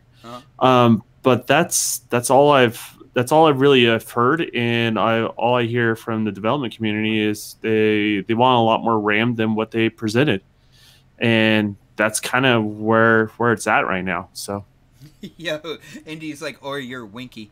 I had to, like, I was just laughing at the chat about that. But all right, and like I'm gonna share kind of like my thought on this. Hold on, did we ask you? Nope, you did not. Okay, well, I'm gonna share my thought and then we'll go. Okay, I got.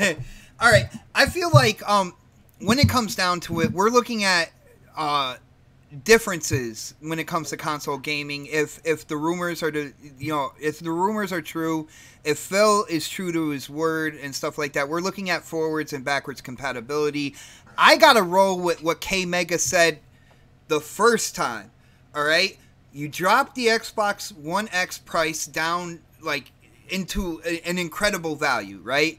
If you're having forwards and backwards compatibility with these games, then you can have games coming out that are, you know, basically Xbox 2 or Scarlet games that can be played on, you know, the Xbox One X or whatnot. And then when they release the hardware, you know, people are going to see kind of like that bump or whatnot. So I feel like they don't necessarily have to drop at the same time in order to be successful. I think a year is kind of long though. But it's not impossible. But I stand by what I predicted, and I predicted 2020, basically you're going to see the new hardware from both companies come out that year, and they're going to be pretty relatively like close to each other in terms of launch dates and stuff like that. But like I said, I felt like it was a good question. Predator, what do you think, man? Will Xbox hang themselves if PS5 comes out 2019 and Scarlet doesn't come out until 2020?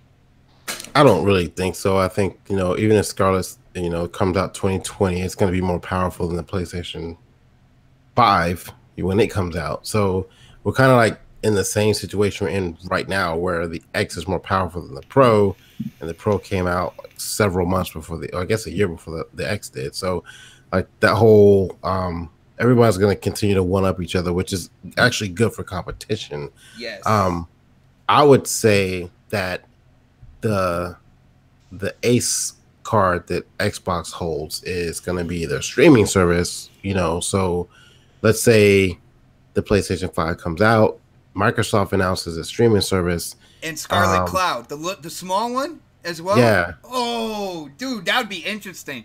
That would kind of trump a little bit of what the sales would be. I mean, because at this point, it's just about sales, man. Yeah. What's that? It would give it kind of like a buffer anyway. Yeah. I like see just that. to kind of hold people off, because like imagine you got a beefy PC or even like a shitty ass fucking tablet, and you can go make your own controller, get a month or maybe 6 months of Game Pass and all that stuff streamable, with the custom controller you made in the store. All right. I mean, I could see that as a business, again, just my business hat's on right now. So, PlayStation 5 releases, Microsoft comes out with a streaming service.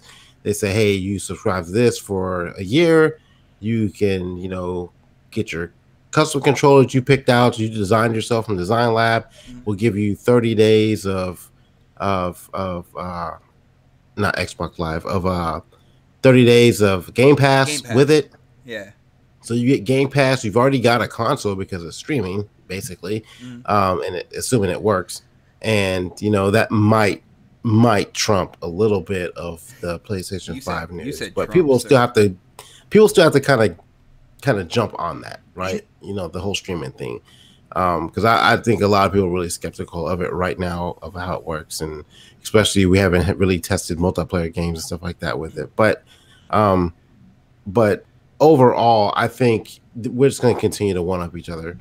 The PlayStation will have a more powerful console when they come out, if they come out first, and Microsoft will come out with its next console, and it will trump whatever, it'll one up whatever Sony did. So, Pred, that whole thing with the controllers, that is truly fascinating. And now, dude, you brought it like back up in my mind. You remember when people like the last couple of years were complaining about, oh man, another controller. Why are they doing so many different controllers and Design Lab?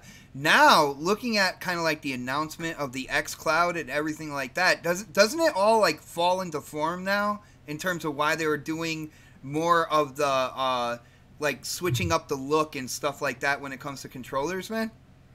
Yeah, and when I remember having this conversation with everybody on the console corner years ago, it seems like, and I was saying like, I'd rather have a custom controller than a custom console, because I can only play the game on one console, but if I have a nice different controller in front of me that's cheaper, what's the sense of buying a brand new console every time a game comes out when I can just get a custom controller? And they actually started doing that with the Sea of Thieves and stuff like that, controllers. So like in the Gears controller, like if I could buy the controller to collect versus having to buy a whole fucking $500 console. Is nice, man. Have you seen? Oh, well, I buy a $500 console when I just buy the the $80 controller that looks really nice, dude. And then you get the arm and you have your phone on it with the X Cloud and stuff like that, and it shows your kind of like personality through your controller, kind of like what limited edition consoles did, before any type of streaming anything, Yeah. So, I mean, I would rather, again, this is my point of view, but I would much rather, if I was a collector, come out with a custom console, maybe 2 or 3 a year. But custom controllers are more valuable to me because I can actually use that versus my console, which just kind of sits on the shelf somewhere. And, I only need one console to play a game. I don't need 5. So I don't need to put a sticker on it like Sony does and just say, hey, this is custom. I can rather you know, like with the design lab thing, like I can design my own controller. You know, that's big for some people. I did one for my daughter for her birthday, and she loved it. She thought it was the coolest thing ever. Had her name on it and everything like that. Oh, so the name must have been, that must have sealed the deal, having her name on it right there. Oh yeah, I mean, it was the color she likes. It was like I designed it myself in my image of my kid, and she loved it, man. She plays it, she uses it all the time. And you know, I bought my other daughter one too, and they both love it. But like, it's personal, you know. But you add that, you know, in with like 30-day subscription to Game Pass, and you can just play your games on your shitty ass fucking laptop, you know. So like, your shitty ass laptop. I mean, love it. Trust me, dude, it works. I've been playing this shit for like, you know, Assassin's Creed for a little while, using it, and it works with Google's thing. But if they can do that, that would kind of like maybe tone down the noise for the PlayStation 5 a little bit. So I got you, man. That some great insight there into Pred. I will remind people that you do need to follow him on Twitter if you want to talk games. You know, mine is Saturday night where he's here with us live. You follow him on Twitter. You can ask him questions and stuff, and you get insight like that, but you get it typed out so you can read it. So that's pretty awesome right there. I want to give a huge shout out to the next family member, Dark Optimus, aka the Angry Otter, is in the chat. And if anybody on the panel, if you guys want to send him the hangout, if he wants to come in and say what up, you know, he is more than welcome to do that, because we are about to hit kind of what I think is the main event topic for tonight. And again, you know, we are talking kind of like the next hardware, and where is Xbox gonna go? What is PlayStation 5 gonna do? You know, in terms of what's gonna happen with the new features. So, I got a question for the panel, and I am gonna start with the Rookie of the Year. I'm gonna start with Mr. Knoxximus on this one. Basically, I don't know how you guys want me to divide this up, but I want to know what the hurdle is for Xbox going into the new hardware. What is the big hurdle that they must overcome? And then also on Sony's side as well, what is the big hurdle that Sony needs to overcome when they're coming out with the PlayStation 5? So, tackle it however, in whatever order. Just let me know what order you're tackling it. And let me know your opinions, Knox. All right. Well, I'm not the biggest, tech savvy when it comes to well, it could be features, the intricacies of but anything. It's about the gamer at the heart of it. So, well, what I was gonna say, I just wanted to put that little disclaimer before I make before he gets all tech on everybody. Yeah, you can jump in here too if I say anything wrong, Don, because you're more familiar with just the opened stuff. The gateway I'll be your training wheels. Don't worry about it. All right, nice. Now, my thing is, for both consoles, right? For both next gen consoles, Sony's offering and Microsoft's, definitely, like the CPUs, right? This has been the issue with the whole bottleneck thing, and that's what's been causing certain issues why we can't get. And we got phenomenal looking games right now, as it is. You know what I'm saying? Mm-hmm. So, from that standpoint, from like that, engineering and then the component standpoint and all that, that's what I would think they would need to work on, both of them, right? Like, just to make sure. I don't know, because AMD's got these APU things now, which kind of like just meshes both together, the GPU and the CPU. There's room for improvement there, but yeah, it's not what people think. The current stuff doesn't hold us back as much as people think, because it just comes to developer choice and what they want to do. All right, cool. But that's what I would think they would need to work on as far as both of them goes.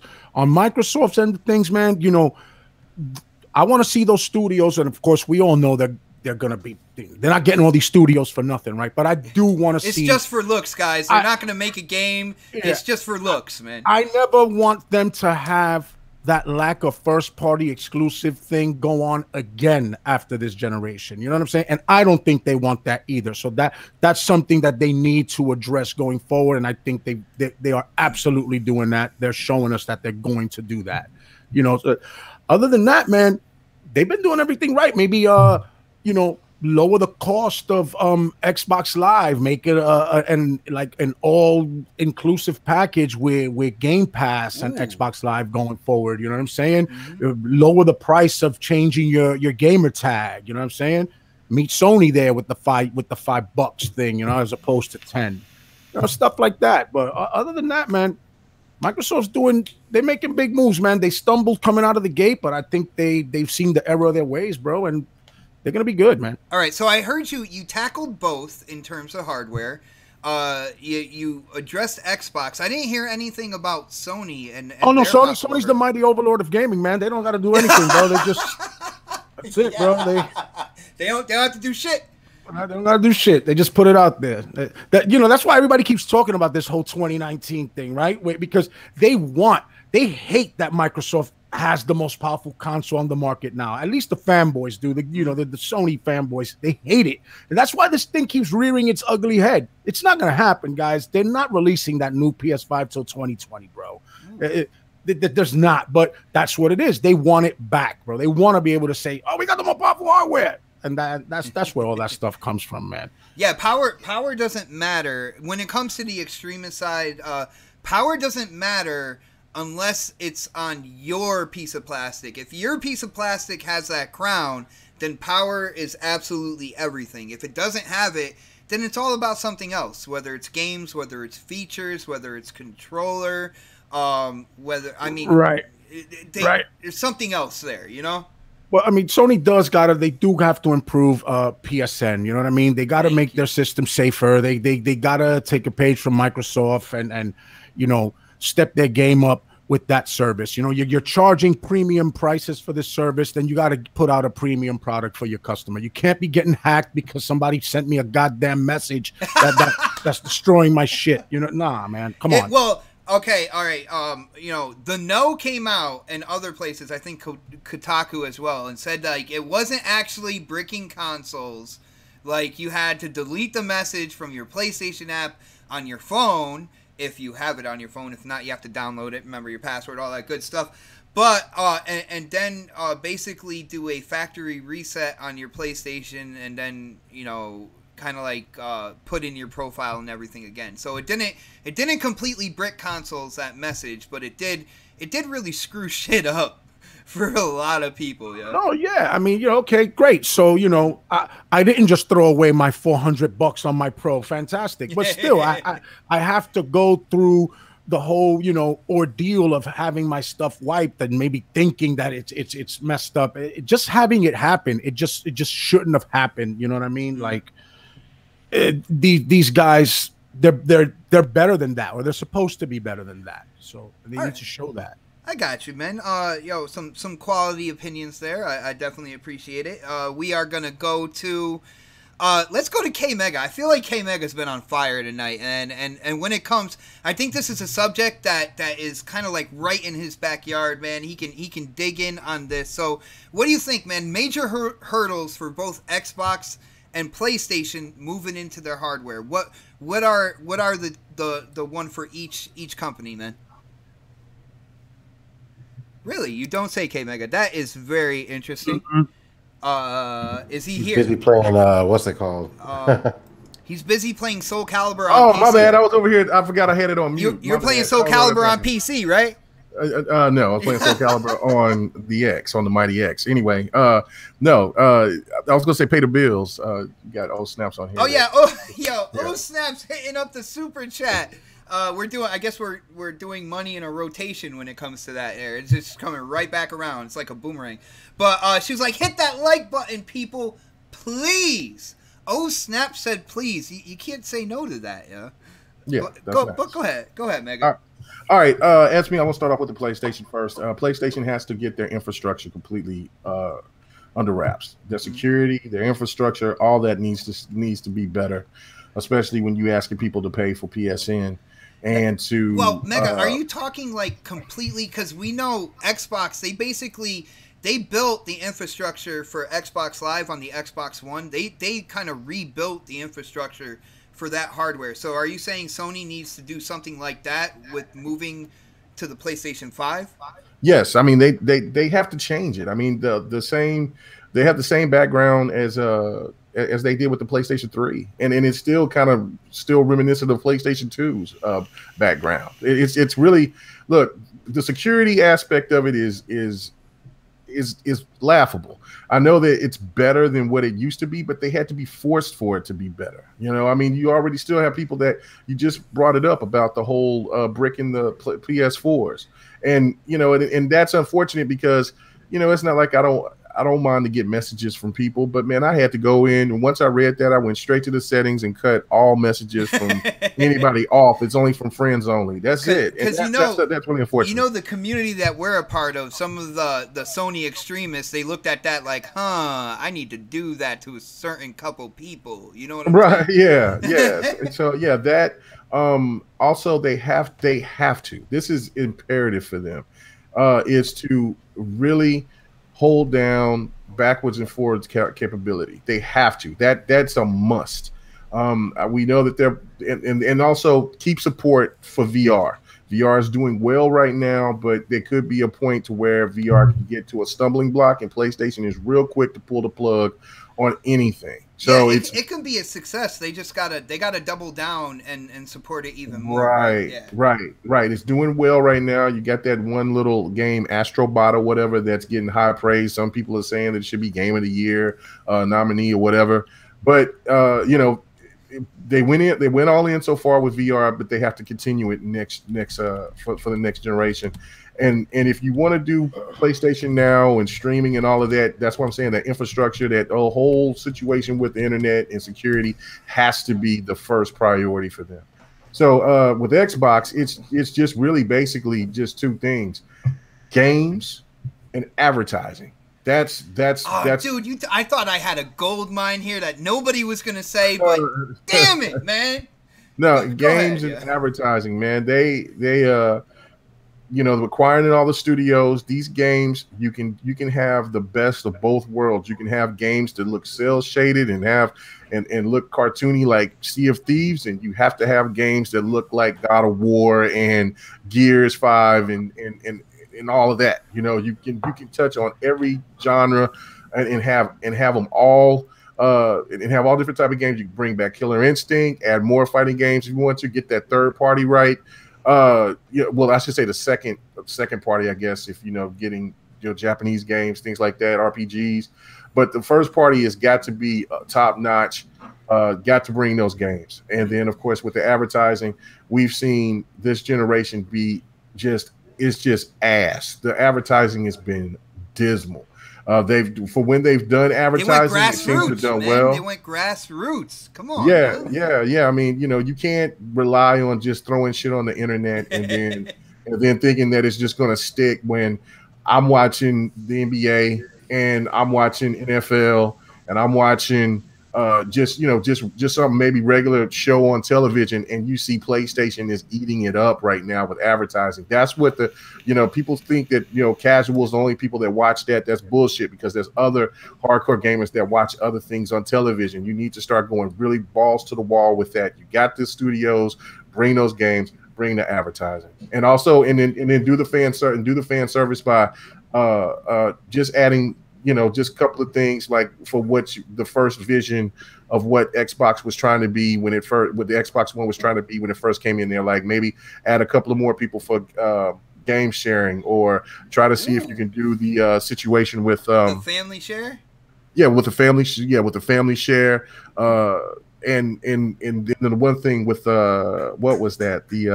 Where like maybe you can trade in your games for currency, or so you can try to buy the games, like try to see if you could try to make that happen. Try to make it like a Steam store or whatever. Brother, I think all of those things would be fantastic. Brother, you just made me like I feel like I had an epiphany, because when it came to game share now, like third party developers, they might look at that and be like, but what about this? What about they do a bundle, a Game Pass bundle, where you put in like, for so much per year, your gamer tag, and you get to pick like 3 others, and you guys kind of like all have Game Pass.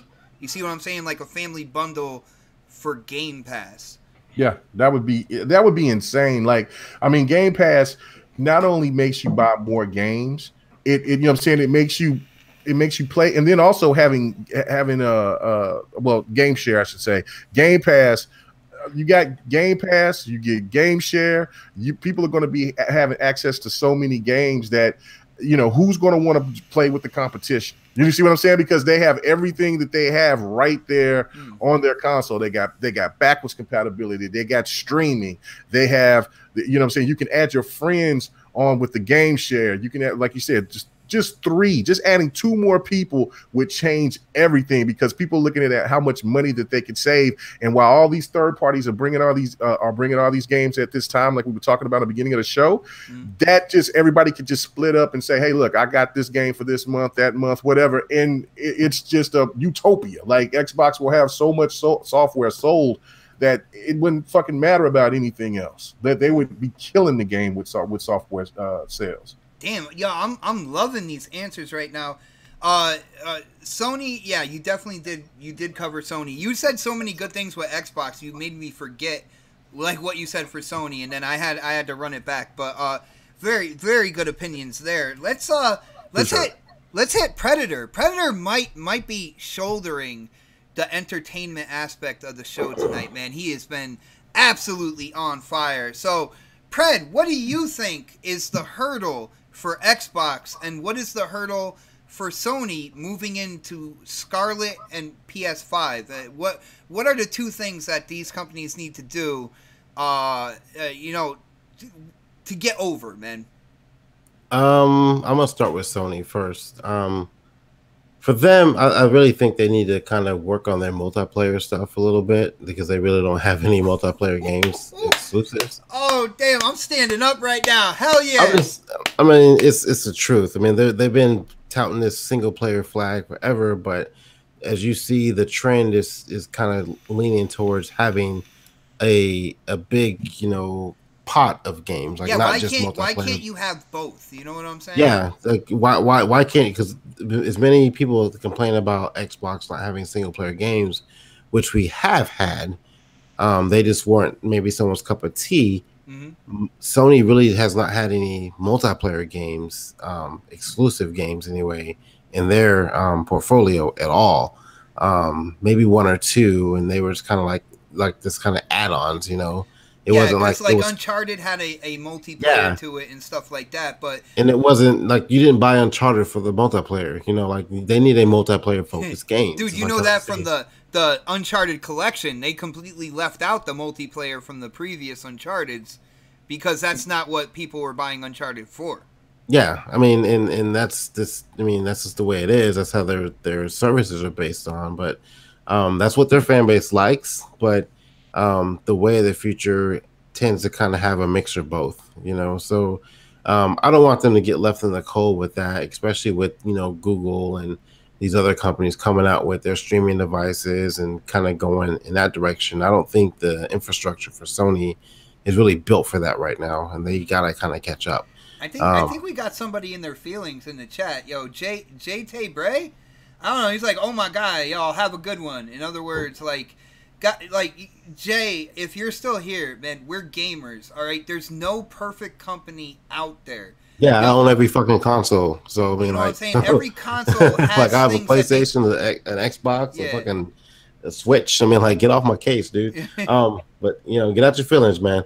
But, I mean, that's just my opinion. Again, like, I mean, I would like to see them kind of step that up in that aspect, like just the multiplayers and the multiplayer games, and you know, work on their cloud infrastructure a little bit. I honestly think they could give Nintendo a little bit of a run for its money with their handheld side. I wish they would kind of bring back their PSP, or, you know, PSP Go, whatever, something. Yeah, their Vita, along those lines, and kind of merge it in with the PlayStation 4, PlayStation 5, whatever. And maybe have like a streaming service with that. But because I had a PSP, I loved it. You know, it actually worked. I loved the way it felt in my hands, stuff like that. But like right now, Nintendo kind of owns that space, and no one else is challenging them. And I don't think Microsoft is looking into doing that.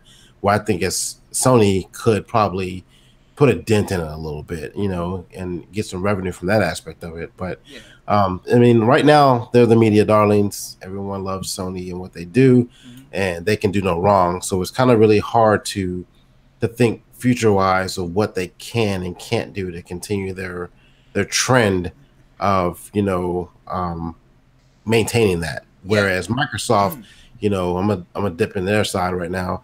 They have to figure out what they need to do to kind of gain back what they had last gen in the 360 era, where they were the media darlings and had everything going in their favor, because they lost a lot of fans. They lost a lot of the share, the mind share, I guess, as you would say it. But like they lost that somewhere, somehow. And K Mega kind of alluded to this before, where he was like, their marketing sucked. It's this whole generation. And it did, and they have to work on that. They had some good spots, like when it came to like Halo Wars 2, like the Atriox commercials were really good. They were really funny. They were so far in between, though. Exactly, they weren't everywhere. Yeah, like I think the beginning of the generation, like with their whole spill on the media and the Xbox as a fucking TV, basically, kind of killed it. And they had to be a little bit more aggressive and a little bit more dirty when it comes to advertising coming up next gen, because they kind of let Sony walk all over them in the beginning, and it kind of backfired on them, where they're trying to play, and I don't have a problem with this, or they're playing the nice guy, but you can't play the nice guy if you're losing. Beginning of the generation, they were trying to play the game's card, the card that Sony is playing now. They were trying to play it then, and it was not working with the community. You know what I'm saying? Like they had because the price of the console was so high. You throw in this device that no one wants, and even though they had a lot of games in the beginning of the generation, that message they sent out in the beginning kind of slapped a lot of users, a lot of gamers. They didn't have a message. They couldn't explain anything, man. and that's the other part of the advertising. Yeah, the communication aspect of it too. Like, communicate with your fans what you're doing, because Microsoft tends to hold everything close to their chest, and not even like this like drip out shit every now and then. Like, you hear that, Don? You hear that? Yeah. Like it's okay to kind of say, yes, we're working on Fable. Even though they don't have to drop any gameplay footage or videos or pictures or something like that. Just the fact that they said it and verified it, we're working on Fable. We'll get the hype ready. You'll get more information down the line, but you'll get it later. But like right now, this generation, they left a lot of us in limbo. What the fuck was going on?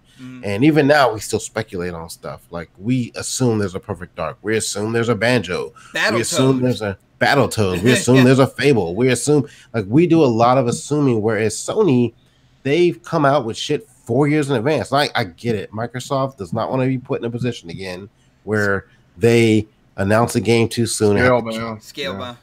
Yeah, dude, they don't want to get in that position again. But you know what? One game can't scare them, though. You can't live like that, man. Exactly. You can't live like that. And the fact of the matter is, if you don't want to be put in that position again, then make sure the fucking game comes out. Oh, say it again, Brett. Make sure the fucking game comes out. Yeah. Like, do what you got to do. Like, you back Crackdown. We've delayed that game fucking 50 times. Like, you mean to tell me you can't release Scalebound? Or I get it, you close the studios and stuff like that, but like, make sure that you're doing your job on your end to make sure these games fucking come out. Period. And you would not have to come back and be like, oh, we're dropping this game. You never have to do that anymore, But like, it was a cash cow. I get it, but they have to be a little bit more transparent on some of the stuff they're doing in the future, especially when it gets to the point where they know they're going to back this game completely. This whole, like, we're not talking about it until we're releasing it, that doesn't work all the time. That's not going to work with every single game. You could do that for the majority, but you got to tease your consumer. You got to let them know there's we need to know what we're investing in. You asked me to spend $500 on something. I need to know what I'm going to use it for. If I'm just playing multiplats and I'm looking at the competition, I'm playing the same multiplats, and they're coming out with an exclusive lineup of games that I can't play on my system, it kind of slaps me in the face as a consumer, because you're not telling me shit. I just spent $500 on this device and I have no idea what I'm playing on it. So They gotta fix that. They gotta fix their marketing. They gotta fix their messaging. Stop giving me fucking controllers. We need custom consoles every now and then. Maybe 2 a year, not fucking 50. but two a year is fine. They're doing good with marketing right now, but they weren't doing that well in the beginning. Oh, they can still. I still think they could do better, man. They can definitely do better. They got to put it out there. They got to go. I feel like they have to go more old school. I know it's a newer generation, but I think the old school marketing techniques still work. You know what I'm saying? Even what I said earlier, they got to get a little more grimy. You know, they got to get in the weeds, and I think they do. I think they got to kind of like. I would say playfully grimy would be okay if that is such a thing, but I don't want to like. I live by something: do not do what you hate. All right, and I feel like I hated like Sony's guerrilla tactics that they did this generation in terms of marketing. I'm not saying that Xbox has to be the choir boy. No. I don't mean they got to get in the weeds like fucking Sony was doing. But okay, here's an ideal. Here's an example right here, right? So, this generation, they've had a couple exclusive ideals, like with I say ideals, but deals with some companies, and they've come back, and those people within that company have said something negative about Xbox or Microsoft before the game launched, or talked about the PlayStation edition of the game when they had marketing and stuff like that. Yeah, I got it. Or better yet, when you get a deal with a company, don't make it just one game, make it multiple games, like Sony has with Destiny. It's like a 3-game deal, right? Mm-hmm. Microsoft, even though they probably have something with Crystal Dynamics right now, but like get that exclusivity for more than just a year. Get that shit for like 3 or 4 years. Lock that shit down. Don't just be like, oh, we got you for this game, but next game we'll think about it. Like, no, lock it down. Have some faith in what you're putting your money behind. They didn't do that with some of the games in the earlier part of the generation, like Titanfall, right? We lost that. Where they could have easily locked that game up for 3 years. Yeah, if they did a deal for multiple, then Titanfall 2 would have automatically been an exclusive, and then that would have. I see what you're saying. That would have kind of solidified at least the idea. Kind of like when Call of Duty had marketing rights on the Xbox 360 side, even though it came out for PS4, and even though they switched out the rights. It took a while for people to really register Call of Duty with PlayStation, even though PlayStation paid for the marketing. You know what I'm saying? Yeah. I can see that, dude. So, I can't go against what anybody else said earlier. I think they had some spot on points too. I think Knox is kicking himself in the ass. He's like, man, I could have went longer. Shit.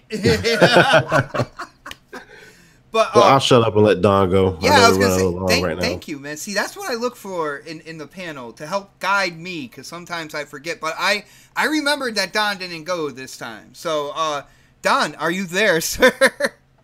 No, Don. We lost Don a minute ago. We lost Don. You will not get to hear Don at all. Don needs. He was fixing his friend's computer. I think he needs to focus on his right now, man. You know what I'm saying? I think I totally agree with everybody what they said. I'll just even step it a little further by going by what the advertisement is. Somebody in the chat said something about we don't need any more playful shit, and I totally disagree.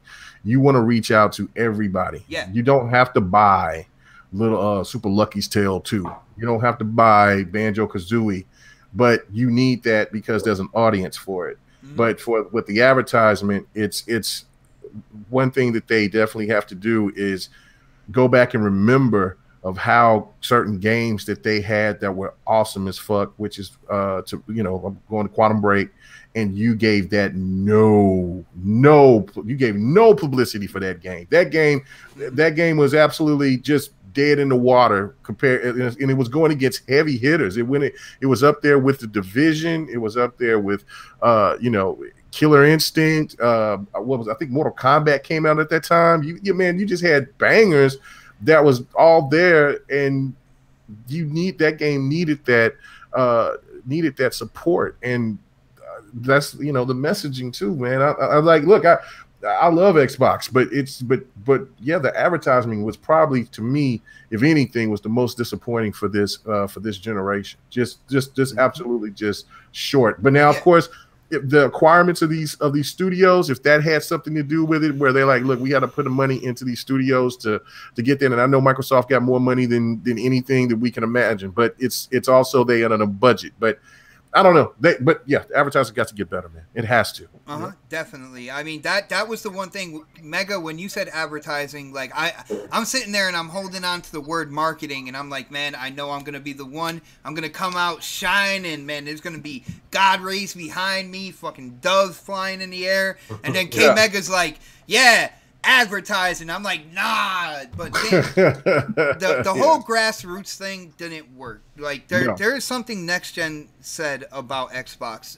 Be the behemoth that you are. You are a Microsoft division. I understand that Phil had a choice whether or not to just run with the Xbox One and get the S out there, or kind of fast track the R&D and get the X out there and kind of take over that power narrative. All right, and it was either that or put money into more games like earlier on, like and have games like really into development moving forward.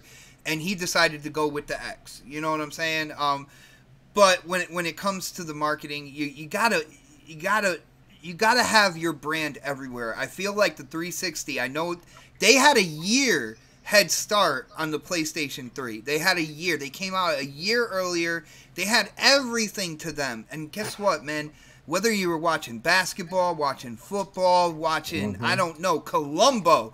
You know what I'm saying? There was an Xbox commercial showing the 360 absolutely everywhere. You would go into the mall, you would see nothing but Xbox Green posters, like everywhere.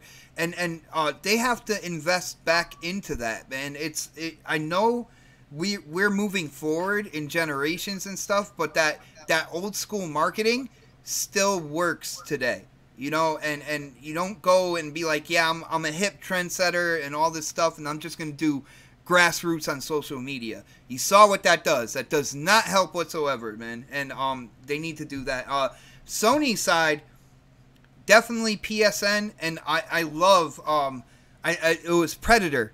More focus on the multiplayer, man. I feel that is a great point to put out there, because I know a lot of people, we're looking at God of War right now. A lot of people love those single player experiences, and as a gamer, I don't feel like you should have to choose. You know what I'm saying? I feel like there should be a variety there on the platform you have, whether it's Xbox or PlayStation. With Xbox, I feel like they have had single player experiences, but I know Sony has gotten all the accolades this generation for single player. But where are those multiplayer, those first party multiplayer, the games where people pick them up and it's like, yeah, it has a good story, but that multiplayer though, oh my goodness, that's what I'm going to be playing. I don't hear that on the PlayStation side, and I feel like they can definitely use some of that. And I know there's people out there like, well, PlayStation doesn't have to do anything. Look at what they're doing. Look how many consoles they sold. And guys, the thing about being on top is that fall happens really fast. All right, if you feel like PlayStation is on top of that mountain right now, called the game industry, I will let you know they can fall off tomorrow. They can fall off 5 minutes from now. Like, these companies have to plan for the future. They always have to think like 2 steps ahead. And I hope Sony is seeing 2 steps ahead with that multiplayer aspect that Predator talked about, and PlayStation Network as a whole. I think it needs an upgrade, and I believe that's something that everybody on the panel talked about. I mean, those are great points right there. Unfortunately, I don't see Don back in the Hangouts, and we hit our limit, guys. It is Saturday night. Gamers got a game. I know a couple gamers on this panel already have the controllers in their hands, but the rest of us, yes. The rest of us need to catch up. So like a 40-year-old with a comb over, man, we got to get those plugs in. before I do that, I will say again, one more time, guys, if you could hit that thumbs up button for this show. I feel like we had a fire show tonight. Absolutely love talking these topics, hearing these opinions, seeing the chat.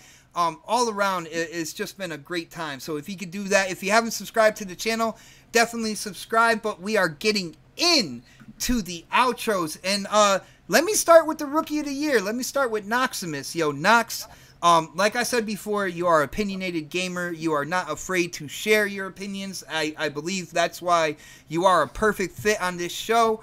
Why don't you let people know where they can get a hold of you, whether it's Facebook, whether it's Twitter, and what you've been doing with your YouTube channel, man? Is there any content coming down the road, man?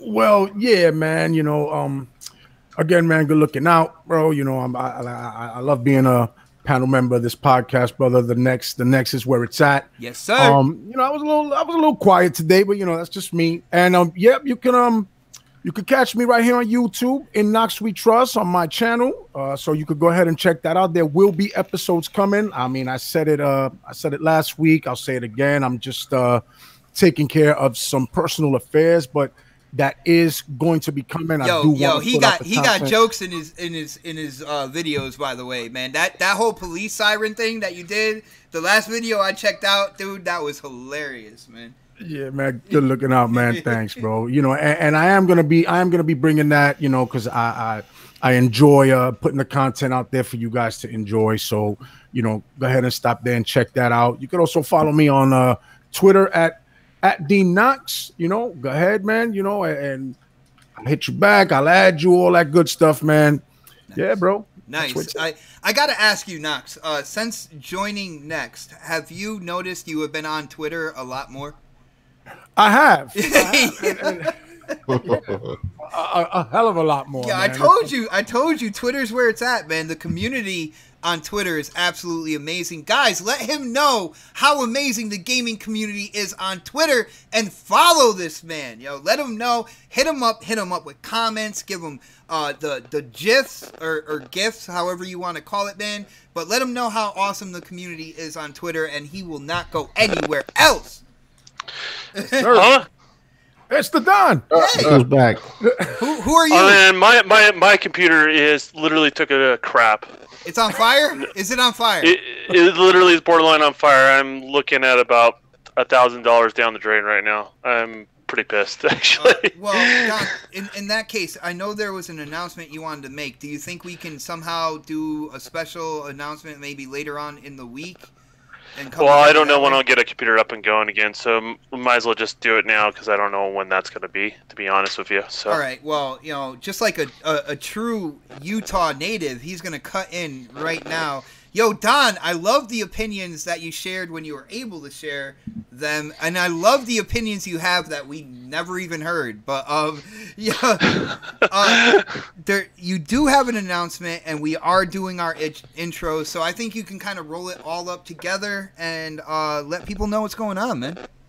Yeah, so stepping away from the podcast for the majority of it, I guess things are going well for me is the best way to describe it. The development side of things is going really, really well, and it's getting to a point where time is everything. So basically, I'll be showing up on the podcast roughly about once a month going forward. I wanted the community to know that it's not a hated thing with amongst members of the panel or anything like that. Basically, what happened is this panel and the community blew the Don up so much that he has become successful, even more successful as a game developer, and he's got multiple projects right now, and he can't spend every weekend with us. Is that basically the gist, man? That is the gist. It is the community that made me more prevalent in the community of development. So yeah. I mean, Don on crunch time. Yeah, exactly. But I mean, that being said, I mean, you'll still be able to see me. I will be doing stuff on my YouTube channel because that's something that I can I'm working on a project, I can just do live streams and stuff like that. So you have that stuff to look forward to in the future. But it also gives me an out if I sign a contract that I can't be on next podcast, that these guys are, in a good situation and they don't have a huge hole try to fulfill, if you know what I mean. You said hole. Yeah. Sorry, I'm multitasking right now. Brother, So, when it comes down to it, dude, I gotta say congratulations, man. You definitely didn't reach the top of where you're going when it comes to game development. You are a part of the team, even though you're not gonna be here, every weekend. You will be in the DM, and if you have spare time, I know you said once a month, but if there's some spare time, you're hearing us talk about a topic that you really want to chime in, you're always going to be, that hangout's going to be open for you, man. You can jump on in, speak your piece, and then jump on out, do whatever you got to do. But yeah, dude, I gotta say, if anything, I'm really proud of you, man. You work hard, you're there with the community, you are a gamer, and when Halo Infinite comes around, I am going to probably grab you away from your projects, and we are going to go in hardcore on the next Halo, brother. I mean, you're assuming that I'm not going to be involved in that project down the road. You never know. If you need a tester. You never know where this is going to go. But no, next week I have to go to Europe. And that's mostly... I have to free up that time because it's dude, contracts if you get this possible partners. Big piece of luggage in the mail, all I have to do is tell you, 3 times a day, just unzip it a little bit, throw food in there, okay? Oh shit! Yeah.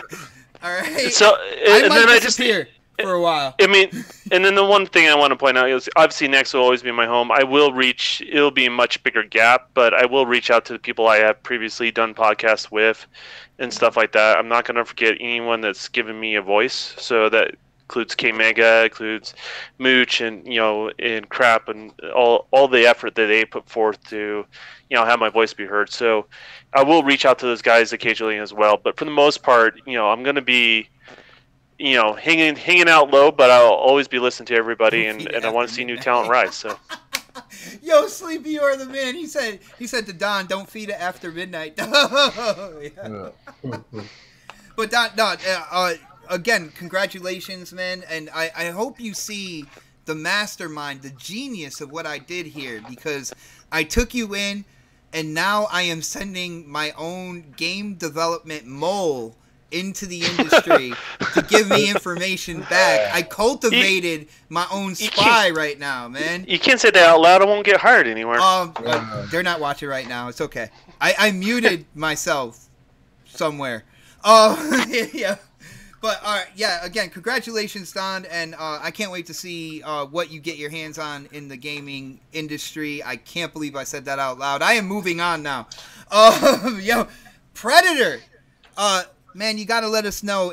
Are you making any guest appearances this coming week? And you got to let people know. I know people want to talk games with you now on Twitter, man. You were dropping some knowledge tonight, brother.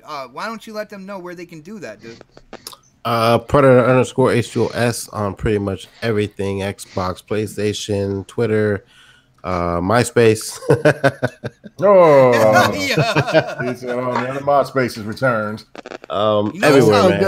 MySpace. Yo, Pred doesn't. He doesn't share his Snapchat though. I think he puts like risque pictures out there on Snapchat, so he doesn't share that. I don't even have Snapchat, man. Yeah. So I'll be back next week with some gameplay since I won and I'm the the winner. Oh shoot! I gotta put up the poll. Thank you. Oh yeah, put the poll up. I could do that while K-Mega is doing the sign off as well, because that's going to take a minute. K-Mega like an hour. It'll take so a minute. You gotta put time. He'll go fast this time. Watch. That's it, man. I'll see you guys next week, and I'll have some gameplay for you. Nice, brother. And we are going to the gamer coming live from the 405. Yo, Mega, I didn't get a chance to say this before, but unlike certain other winners from last week, you put in gameplay again this week.